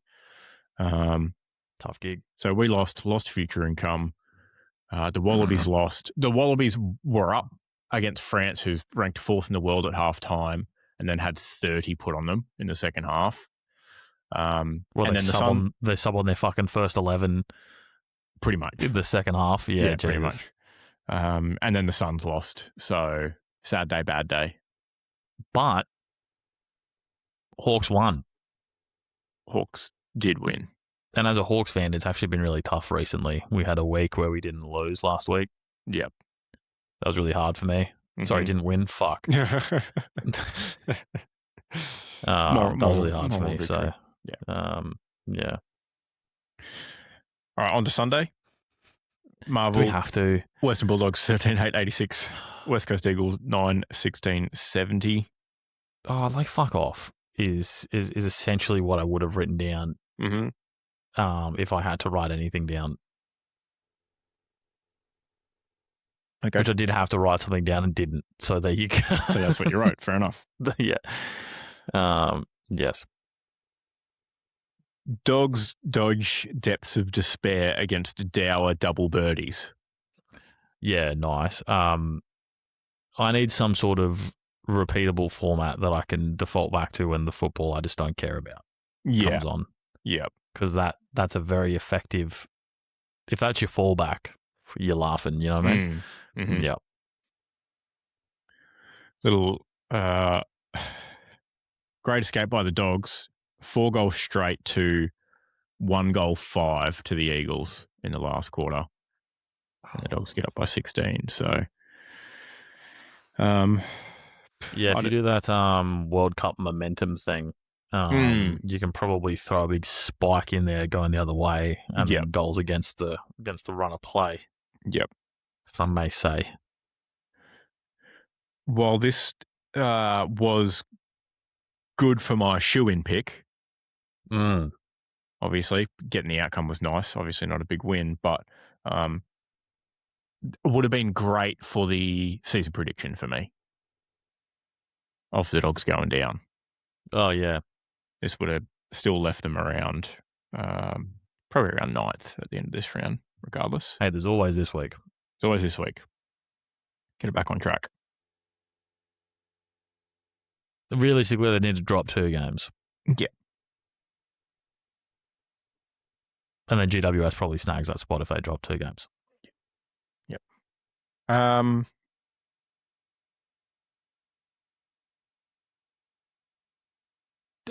No other comments. Yeah, football, wasn't it? Football. Yeah. All right, next one, which was allegedly football. MCG, Melbourne 16-15, 111, Richmond 9-11, 65. For starters, should have seen the 9/11 thing. That's unfortunate. Mm-hmm. I've also got nothing for this. So feel free to take the floor. Mm-hmm. Tigers Majors finished the disastrous season with twin wins, falling to the Demons with 9-11. That's the one. That's the one. Thank you. I gotcha. Got you covered. Yeah, who would have thought? Mm-hmm. Damn. Who did I shoe in?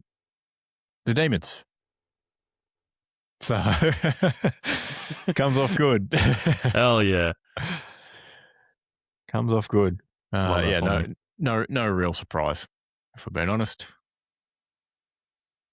And then, should we just finish off the round? Yeah, there's no lingering on that one. At the Gabba, Brisbane Lions 22-17, 149. Essendon 8-11, 59. Oh, so close to a back-to-back 9/11. Oh, so close. That's unfortunate. Rounding out Stinky Sunday, the Lions smashed the Bombers. Zach Merritt did nothing. Lachie Neale did everything. Get that analysis up ya. Pretty good. No surprise here as a Wright brother leads the Flyboys. Unfortunately, everything up to three-quarter time was going wrong at the Gabba. The Flyboys. Yeah, if you just look at, I don't know, any statistic, pick one. Lions have won it. Free kicks 4, won it. Hit outs surprisingly close. But no, I think they've legitimately won every single. Well, technically they've lost turnovers, but they did get the larger number. They've got the larger number of all the statistics.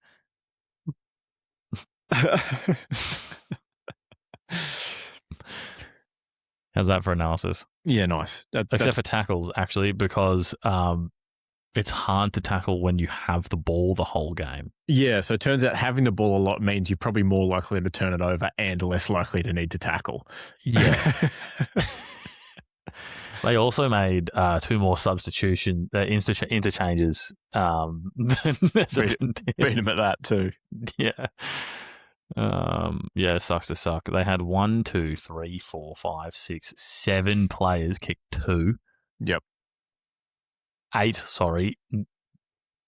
9, kick 2. Jesus. And then only 2 kick 1 each. Josh Dunkley was, I don't know, probably hanging out with Zach Merritt the whole time, so surprised he got to kick a goal. Yep. Wow. Given the Bombers only had 1 goal at three-quarter time, it's no surprise they only had 2 multiple goal kickers. But credit to them, they did win the fourth quarter.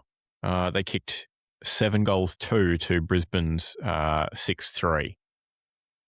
Yeah, no, I honestly don't think a lot can be read into that. In the way where Fags probably went, hey boys, we're up by, close enough to 100. Yep. No need to run this game out. No. You've won it. We'll put up a sign halfway into the fourth if you actually need to try. But for now, don't worry about it.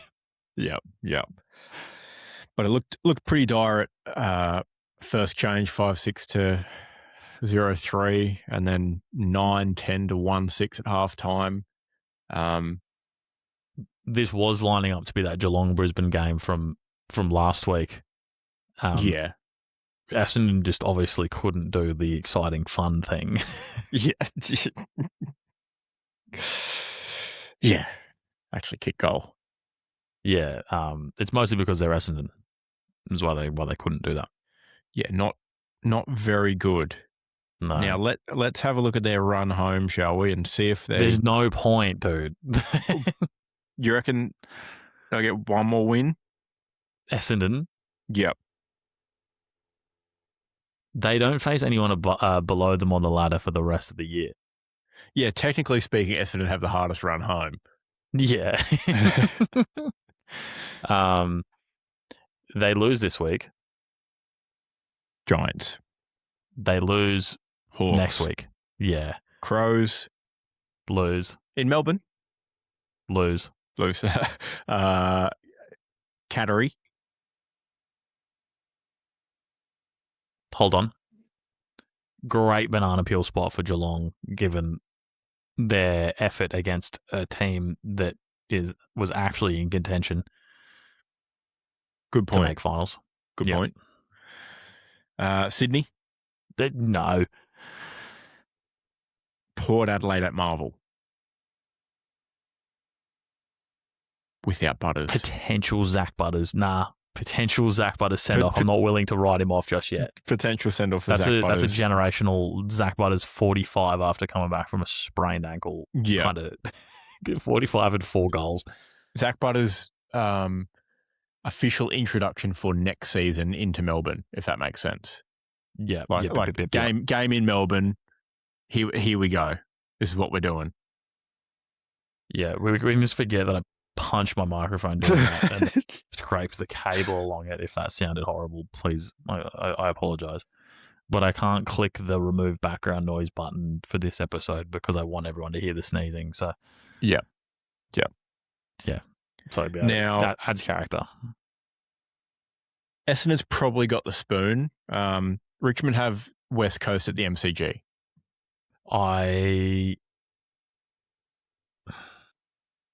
That's the only real possible winnable game. When is that? Richmond have. That is in 3 weeks' time. No, I don't wait that long. Round 21. Hawks.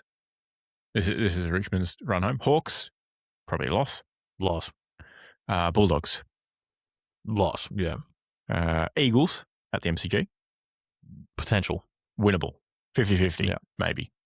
Maybe not quite. 40-60. Yeah, 45, 60, yeah. 55. Crows, Adelaide. Loss. St Kilda. I can be convinced. I can be convinced to have a crack. Maybe. And finish off in Geelong. It'd be pretty St Kilda. It would be very St Kilda.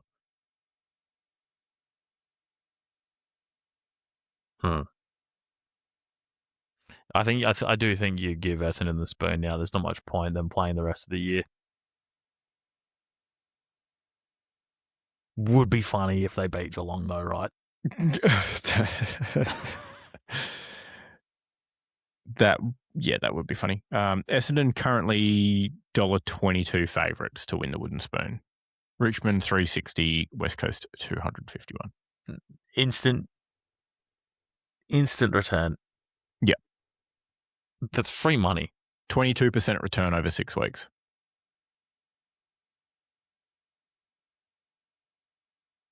You'd take it. It's just unfortunate how much money you need to put into that in order to make it a meaningful return. Yeah. That's what they get you. That's how they get you. All right, should we recap? As we covered, you had the Demons who won by 46, had the Bulldogs who won by 16. We are 15 and 17. You got a nice little boost on your margin up to 390. I'm on 650. 15 and 17. Yep. Oh, I'm so fucked. All right, do you want to do news and then we'll do tips? I got some smidges of news. Okay, go for it. Karl Amon undergoing knee surgery, bit of a clean out situation. Oh. expected back in a month. Yep. Which puts him, getting right for finals kind of time. So totally on board with that. He could play right now, is what they're saying. Gotcha. But get him right so that way he's back for finals. I believe Weddle's back this week too. So that is a different kind of outlet. Yep. So yeah, on board with that. And the news everyone was waiting for is Connor McDonald and Dylan Moore's uplifting story about using that scissor lift has been dismissed. Oh, nice. They are not criminals. So good. Yep. But the final actual good news, really cool news, is that the AFLW International Rules game is sold out. Yeah. North So Sydney they're pushing for SCG. Yeah. Play it there. Move to the SCG. Yep. Proper move it. Yeah. Full on sold out. If there's demand, like we're still a few weeks away from that. 3 weeks, I think. Yeah. 3 weeks. And we're already sold out. Like that's not a big deal. You would sell more tickets. You'd definitely sell more tickets. So it's round 21. Yeah. That happens. So if we skip ahead, which you guys shouldn't do, don't skip ahead, but I'll skip ahead. Sydney aren't playing at home that week. Great. Neither of the Sydney teams are.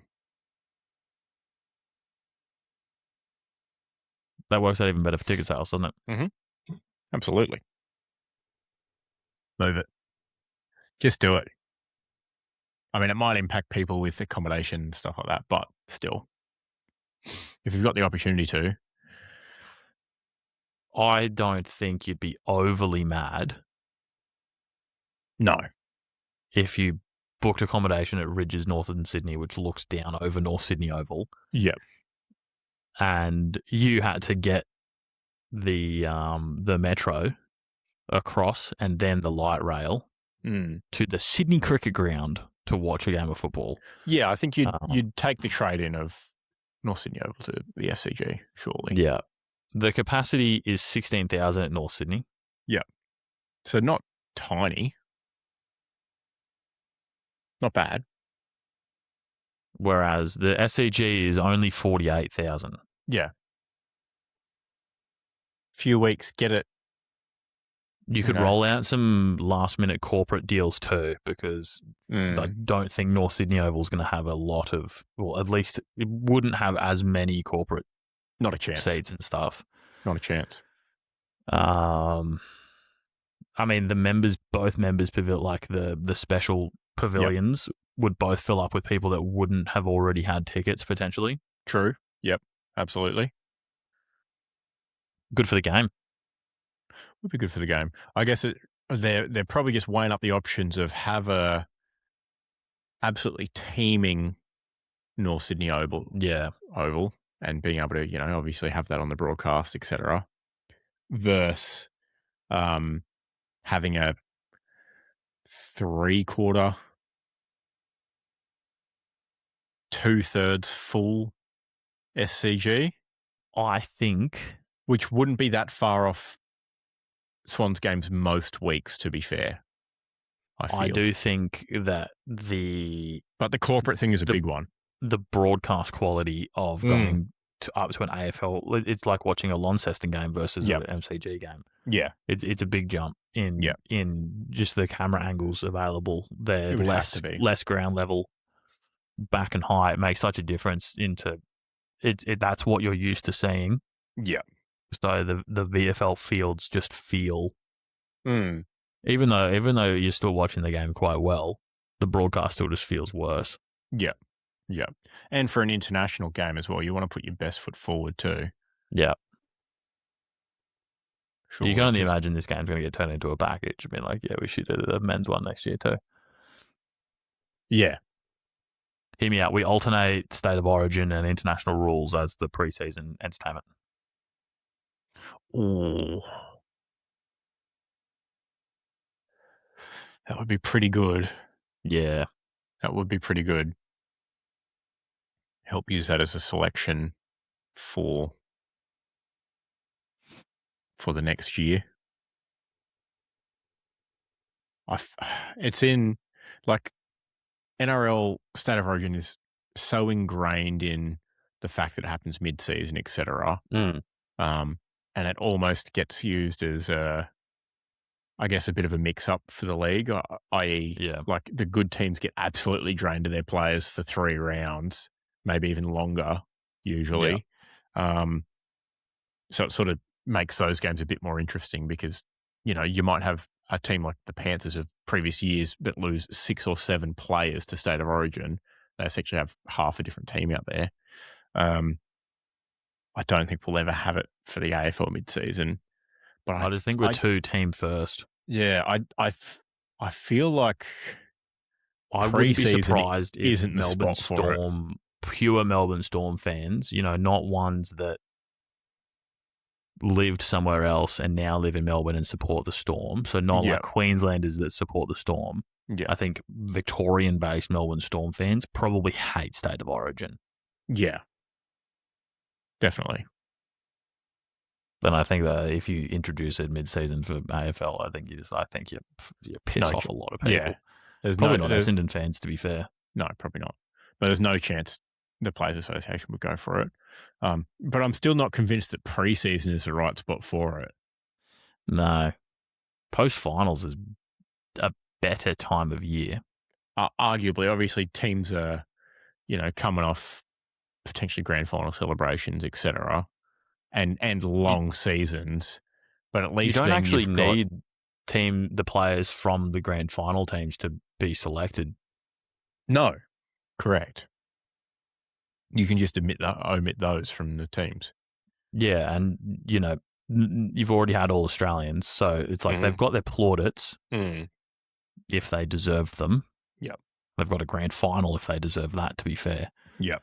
And then you've got 2 months off to pre-season properly, and then you don't get ruined 2 weeks out from the start of the season. And even teams that played in the prelim, you have 2 week break before the State of Origin game. Mm-hmm. I think we fixed it. Once again, we've fixed the fixture. Fixing it once again. How good. Would also give people enough time to fly to, say, Ireland if we wanted to do an international rules over there. Just an idea.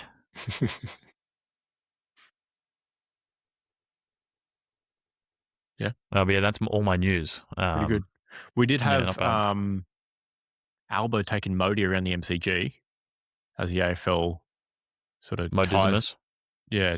ties in the the Prime Minister's getting together into parlaying the AFL's ventures into India, get that India round loading.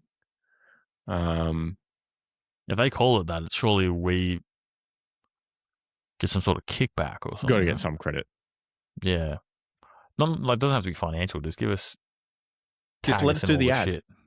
Oh. It'd be like cool. Brett Lee on the What's Got in India. Yeah, except for the fact that we're not Brett Lee. Yeah, we're not Bollywood stars. Yeah.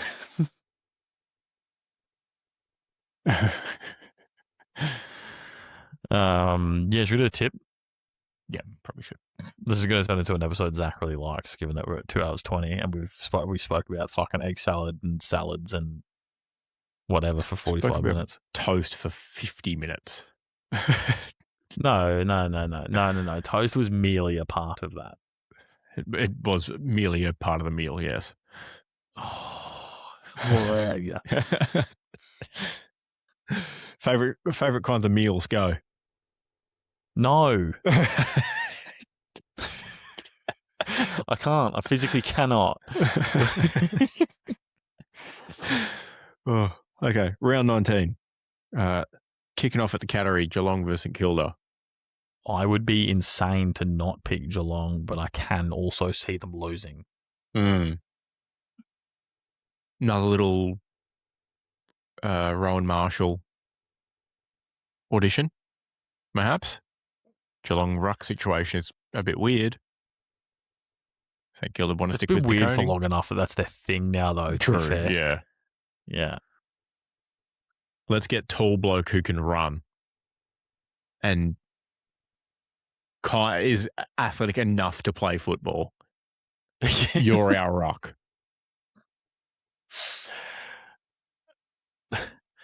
With the dream of they eventually become Mark Blutzovs. Yes. Can play anywhere. Yeah. Yeah. Yeah. The ultimate. Is he a swingman? No, because he's already everywhere. He's not swinging anywhere. He's just all over the place. He's just athlete. Yeah. Best athlete in the competition, question mark? Don't say that around anyone that's been glazing Luke Jackson. Body of work, though. Yeah, but if you're going to go best athlete, I feel like that has to be a recency bias kind of situation. Well, maybe. Because you're not going best athlete in the NBA, LeBron James. Some people would. I mean, he's fucking 40, he's still doing what he's doing. He's the best 40-year-old athlete in the NBA. By far. Not even close. Long shot. But he's not the best athlete. By a country mile. Or maybe. You got to factor in the fact that he's 40. You don't, though. That's the thing. That If you're ups the saying difficulty. best athlete, you absolutely don't have to factor in anything else. You're like, oh yeah, I'm the best athlete in the NBA, but I can't jump. I'm the best athlete in the NBA that can't jump and is 6'2". You know what I mean? Yeah, except LeBron's whatever he is, 6'10", and can still jump 35 inches off the ground. Yeah, but you're not. Yeah, and but 40 years old. Adding I'm 40 is a pretty makes it more impressive. Yeah, it makes it more impressive, but I don't think it means he's the best athlete in the NBA still. In the conversation. He's the best longevity specialist in the NBA. Sure. Speaking of longevity specialists, you see that bloke that has that really crazy I want to live longer protocol? What's his name? Yeah. Do you see he got an autoimmune disease? Yep. It could be... It's not funny... and I don't think it's funny that he got it. It's because very I'm ironic, a human. I'm a human being. Yeah, and I still, you know, I'm sad for him. Yeah. I have empathy. I'm not Conor McGregor. But like, you know, there is a certain part of me that goes, "Damn, that's funny." That is quite funny. Like he spends more than anyone on the planet on his health. Literally uses his son as like a blood battery to get young blood into him. Yeah. So look, just live your life, bro. Yeah. TM. This is my new long life method. Yeah, just do what you enjoy, not what makes you look a bit like a ghoul. Like when they say his age, a lot like a ghoul. To be fair. When they say his age, like no one's surprised and go, "Oh, he's that old." Like he looks his age. Since neither of us has said his name, we're talking about Brian Johnson. Yeah. Can you look up his age, please? Pull that up. Well, I said it was an anti-aging guy to find that, by the way. Yeah. He is 48 years old. He looks like a 48-year-old who gets facials. In both ways, actually. And now he's okay. Well, I've lost some sympathy. I've lost some sympathy. Fuck me. Some sympathy because he's quoting that the world wants him to die now because of things that we've just said. I don't want him to die, but like, you know, no, it is semi funny that it's ironic. Put in all the crazy work and yeah. Anyway, he's going to be one of those people that like reverse injects like poop into himself to get good gut bacteria or something to sort himself out. Yeah, that shit's funny as. But also, I lost some sympathy. I'm not even going to try it now. It's going to go around. Yeah, it's contagious. Yeah. I lost some sympathy for him. Unlike Brian's disease. With this quote. But then I saw how it was formatted on Twitter. Yep. X. It's the world wants me to die, full stop. Sentence, full stop. Sorry, world wants me to die, full stop, space. Mm-hmm. 2 sentences, full stop, space. Many were saddened. Space. However, joy dominated the commentary. Oh, it's like, make your post look more like AI, bro. Anyway. Highlighted keywords. Yeah. Right, where were starting we? around. Oh, yeah, put in tips. Geelong versus St Kilda. It's Geelong. I'm taking Geelong by 20. I've put 25, so there you go. There you go. Odds makers have it at $12.52 to 2. Oh, sorry, yes, 12.5. There you go. Wild, actually. Mm-hmm. St Kilda are must-win territory. To be fair. Yeah. Yep. That's true. All right, Friday night, SCG, Sydney versus Adelaide. Sydney hosting Adelaide. This is a what are they made of game for Sydney? And Adelaide as well, I think you'd argue. And they both need to still prove something in a way. True. Yeah, good point. Obviously more on the line for Sydney because it is their home game. Yeah, 2v5. I'll take the Swans at home to bounce back. Yeah, I've got Rampy to give away less inside 50 frees for the opposition this week. Probably good because he gave at least 2 away that led directly to shots on goal, which he was lucky that they didn't get immediately converted. Good shout. All right. Then we've got Adelaide Oval, Port Adelaide, Fremantle $1.06 favourites. They're whacking them. Auto pick. The clash of Melbourne, North Melbourne versus Melbourne at Marvel. I think I've got to pick Melbourne here. Must win for North. The D's. Must win for North. It is must win for North. Away from the MCG. Not by much. Not at York Park. I don't know. See, like, yeah, Demons famously good at both the MCG and York Park, and that's it. I don't know if I'm willing to pick North based on that, though. Demons have been funny good. You're right. Yeah, you're right. Yeah. It's going to be the D's. This is why we tip the same thing. Yeah. Anyway. Oh, these 2 teams don't like each other. Collingwood, Carlton, 7:35 p.m. They don't throughout the record books. If you're going to take a pick for this one, under 12.5 each way? Like either team by less than 2 goals? 1 kicks in this game. Yeah. I'm taking the Pies, though. Oh, it's tough, though. Ooh. I feel like... Oh, fuck. Are Carlton just going to go the rest of the season?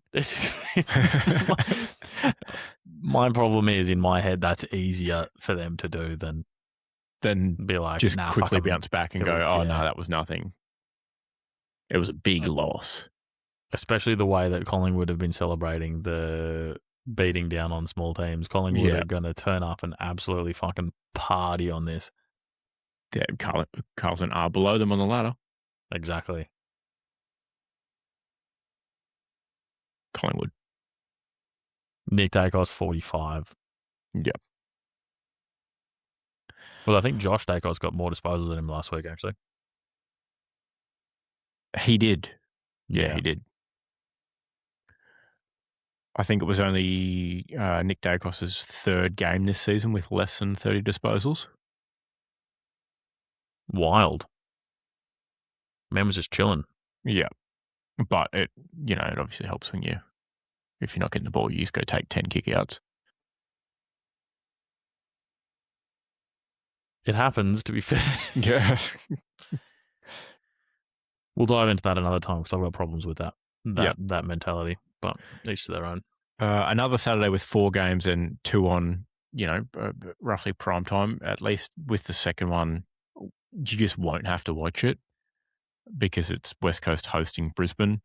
If the score thing gets close on the little icon they put down the bottom, Yep. just switch over to that for a little bit near the end. You know what I mean? Think. Yeah, have a think. Yeah. Obviously, it'll still be going a little bit towards the end of the match, but you might just keep an eye on it as you're sort of nearing the end of the third quarter of the first match. To see what's going on coming out of halftime. I can see Collingwood Carlton getting boring is also what I mean. Mm-hmm. Now, the form line would indicate Brisbane are pretty strong favourites, or they should be, which they are, $1.06. Auto pick. Yeah, it's lock 'em in Eddie territory. Sunday kicks off an absolute belter. Yep. It's the battle of the stripes. Black and yellow versus brown and gold. Mm-hmm. I've got Hawthorn, would you believe? I'm also going to take Hawthorn. And so. Even though there is 2 matches that we've gone past so far that are $1.06 favourites, we won't be able to shoe in Hawthorn this week because they're $1.05 favourites. Look, I might not have reception this weekend, so this is the best possible. Now, this is interesting. Almost so this the best might possible just even out across the board. Have this weekend. Best possible would be Essendon. What do you mean? This is the second best matchup for Hawthorn to have this weekend if I can't watch it. Yes. Yeah. Good point. All right. Sunday afternoon, Suns hosting the Western Bulldogs. Interesting, PointsBet has the Bulldogs as very slight favourites. Sportsbet has the Suns as very slight favourites. So it'll probably just even out across the board and be very much a straight pick 'em across the odds makers, depending on where the bets are placed. The AFL website, which is Sportsbet, has some Suns as favourites. Based on Dogs' form, they're due for a loss. Win, loss. Suns are very much due for a win. At home,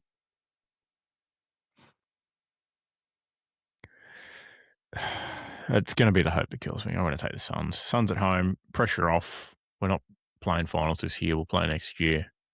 Go out and have some fun.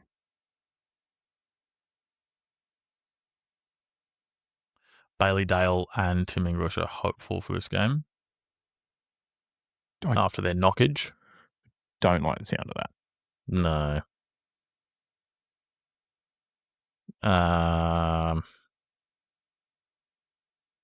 Although it was back issues on the weekend, so I don't know how you can go from having back issues to then being like, yeah, he's for sure in.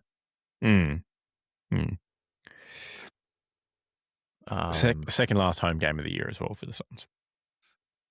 Tim English did declare himself fit for last week's game and then get subbed out a little bit, so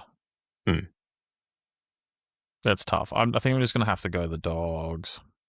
Fair enough. And I'd be happy if I'm wrong. Yep. Smart. All right, finishing off the round at Marvel, Essendon hosting the Giants. Giants. Sorry, it's the Giants, pick. Yeah. Auto pick. Now, as mentioned, can't pick Hawks. Who would you like to be your shoe-in of the week? I would sure as shit love to pick. It's actually hard. Who's going to win harder, Freo or Brisbane? My only problem with Brisbane is that it's at Optus. Yeah. Yep. But based on form, Port can actually play football. West Coast can play football. They just lose a lot. Yeah. And they've also lost their best player. That's probably the West Brisbane Coast, Lions. but Port. Yeah. I'm going to take Lions. Okay. Yeah. Feel free to have Freo. And I will take the Fremantle Dockers. Whatever it was going to be, it was going to be those two. Yeah. Yeah, there was no one else really, was there? No. No. If you've got two favourites like that, you'd be silly to part. Like, there's no extra points for picking someone with bigger odds. Like, there is if for some reason they also win by a bigger margin. But there's no, you know what I mean? Like, yeah. You know, yes, yeah. But like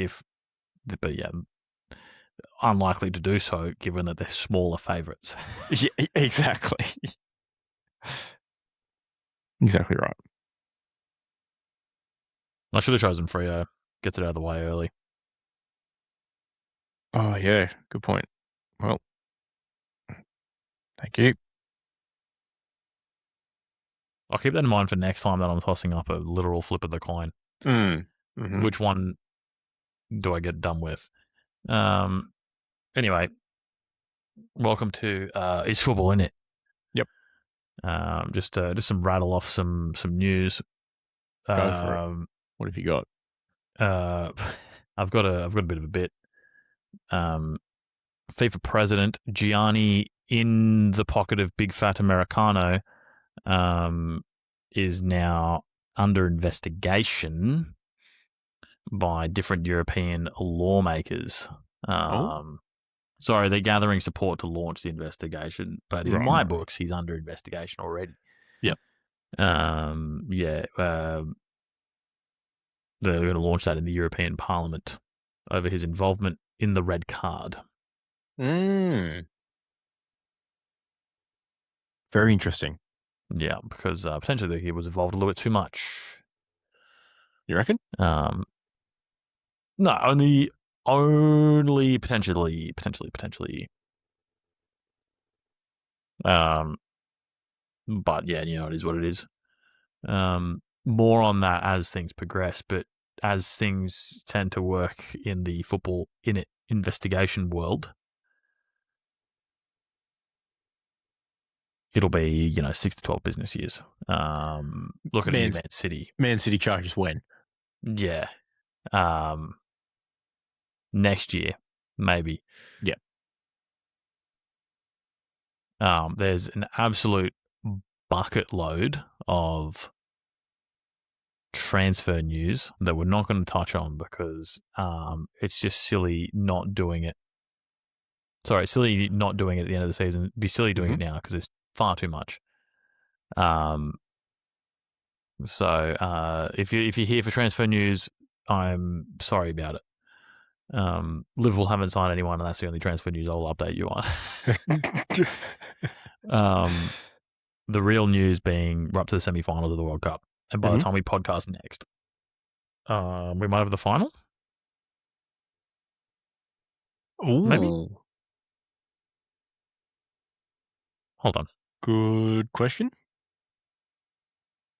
Wednesday's a semi. Monday, the 20th of July at 5 a.m. Yes, the World Cup will be done. Will be done. Dusted. Podcast. France will have won the World Cup. France playing Spain. England's playing Argentina. I'd love to see the classic matchup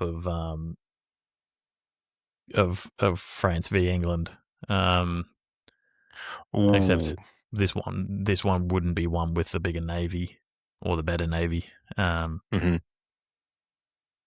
This one would win on the football field and who kicks more goals, which of course would be France, because they're better at kicking goals. True. Yep. True. If you can't tell, France has all my money. If I was a sports gambler, I've got France and England going through to the final as well for the tips for this round. And I've got France Arge. Just in the way that it's the hope that kills you. And England's obviously getting pretty close now, and if they make it through the final, it'll be a big deal about it. But then, regardless of who I had going through from France Spain, they were going to be the pick of who would win the final. So the thing is, Spain have a lot of very good footballers, and they're probably the best team at getting the ball into the final third. Mm. If they had a striker, they'd also be the best team. Yeah. But if you have to sub on Mikel Moreno like fucking Arsenal have to, and get your centre midfielder to finish off a game for you, you probably shouldn't be winning the World Cup. No, it turns out putting the ball in the net, pretty important. If ultimately, you score more than the opposition, you win. Yeah, ultimately, whoever puts the ball in the net more is the one who wins. Yep. Both England and Argentina took extra time to get to their semi. Yep. If I could be convinced that if one of these semis goes to extra time and the other doesn't, then that could be the deciding factor. It's that one, yeah. Yeah. Although I do think France are more likely to knock it out in regular time. So that kind of helps my bias a little bit in that point, but do with that what you will. And then final news, everyone's, well, maybe not everyone's favourite character, but one of everyone's favourite characters in Ted Lasso, Danny Rojas, played by Cristo Fernandez, just made his professional football debut in America. Oh wow, how good! Yep. I did see that name on the sheet here, and I was like, "Is that not the guy from Ted Lasso?" Yeah. So in the USL, which might be the second tier, must be surely.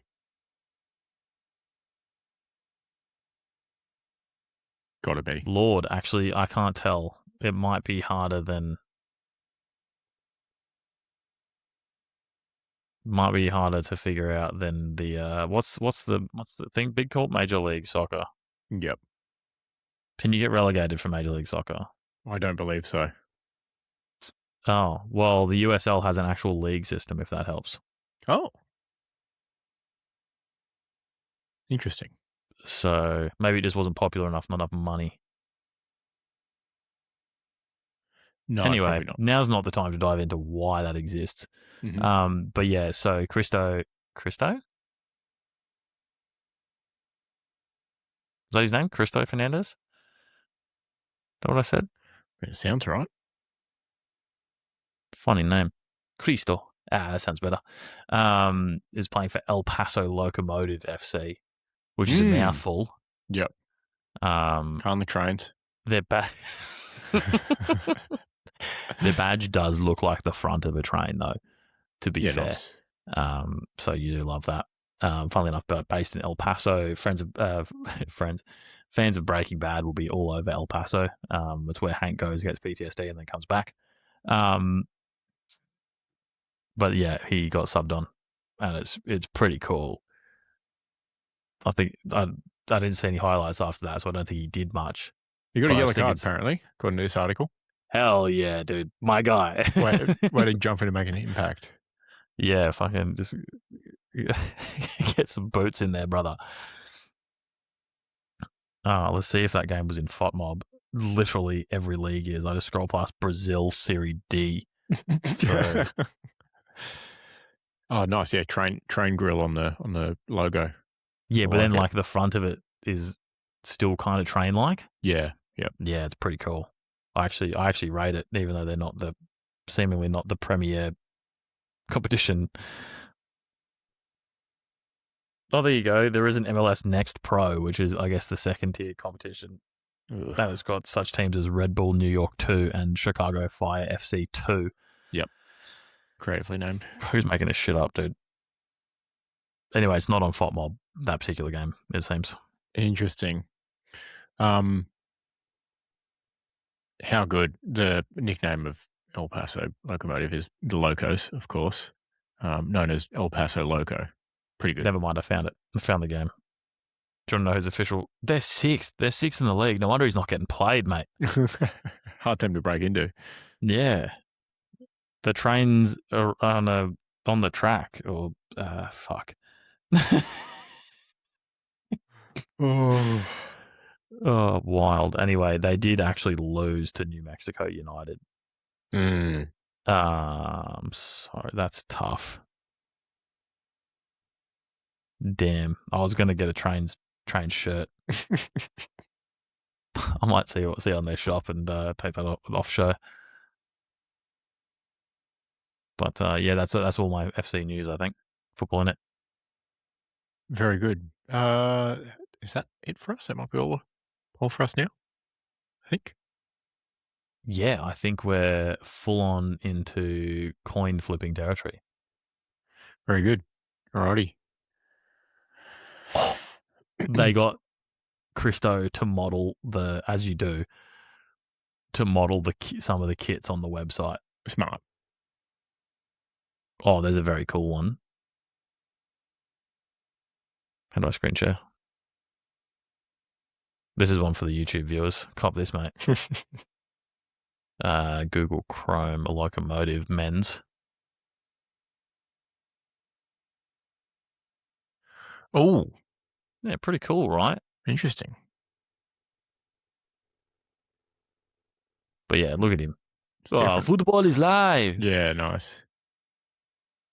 Oh yeah, I'll leave you with one fun fact. So his character that he was auditioning for, Danny Rojas, was actually the Jamie Tart.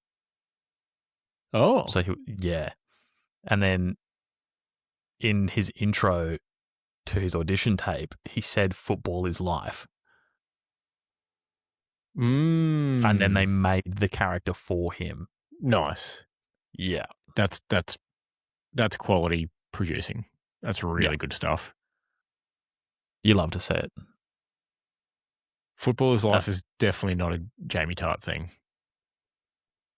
No, like it wasn't like wrong. One of his lines or anything. Yeah, but like, yeah. You know, like it was literally just him, like I think talking about himself or something in his intro. Yep. And he whipped that out. So, that's a nice little feel good, isn't it? Very nice. All right, here we go. Your flip. Oh no, I wonder what I will pick. Ready? Yeah. Think I might go for heads today, please. Tails. It was a slow flip of the coin today. It was incredibly slow. There wasn't any last second. No extra rotation. There wasn't any no trickery. No nothing. No. Just very slow. Very deliberate. And you know what's incredibly disappointing? Yep. As that landed heads, I clicked checkout on the Locomotive men's Papel kit in a large, because there's only 2 left, just to check on the shipping. Does not ship to Australia. Oh. And there's no way Rebel Sport is stocking El Paso Locomotive. Not a chance. So yeah, sorry to end on that. Just bad news all around, really. A couple losses there for you in quick succession. Yeah. Noting your first coin flip loss since episode 169. Nice. But also, yeah. Tough. Lifetime 34-37.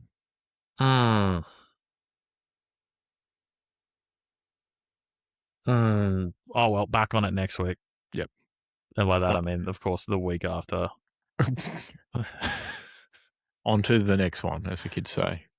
Yeah, is what I was trying to get at. Tough look. All right. Thank you, sir. See you next week. Yeah, thanks. I'll catch you around.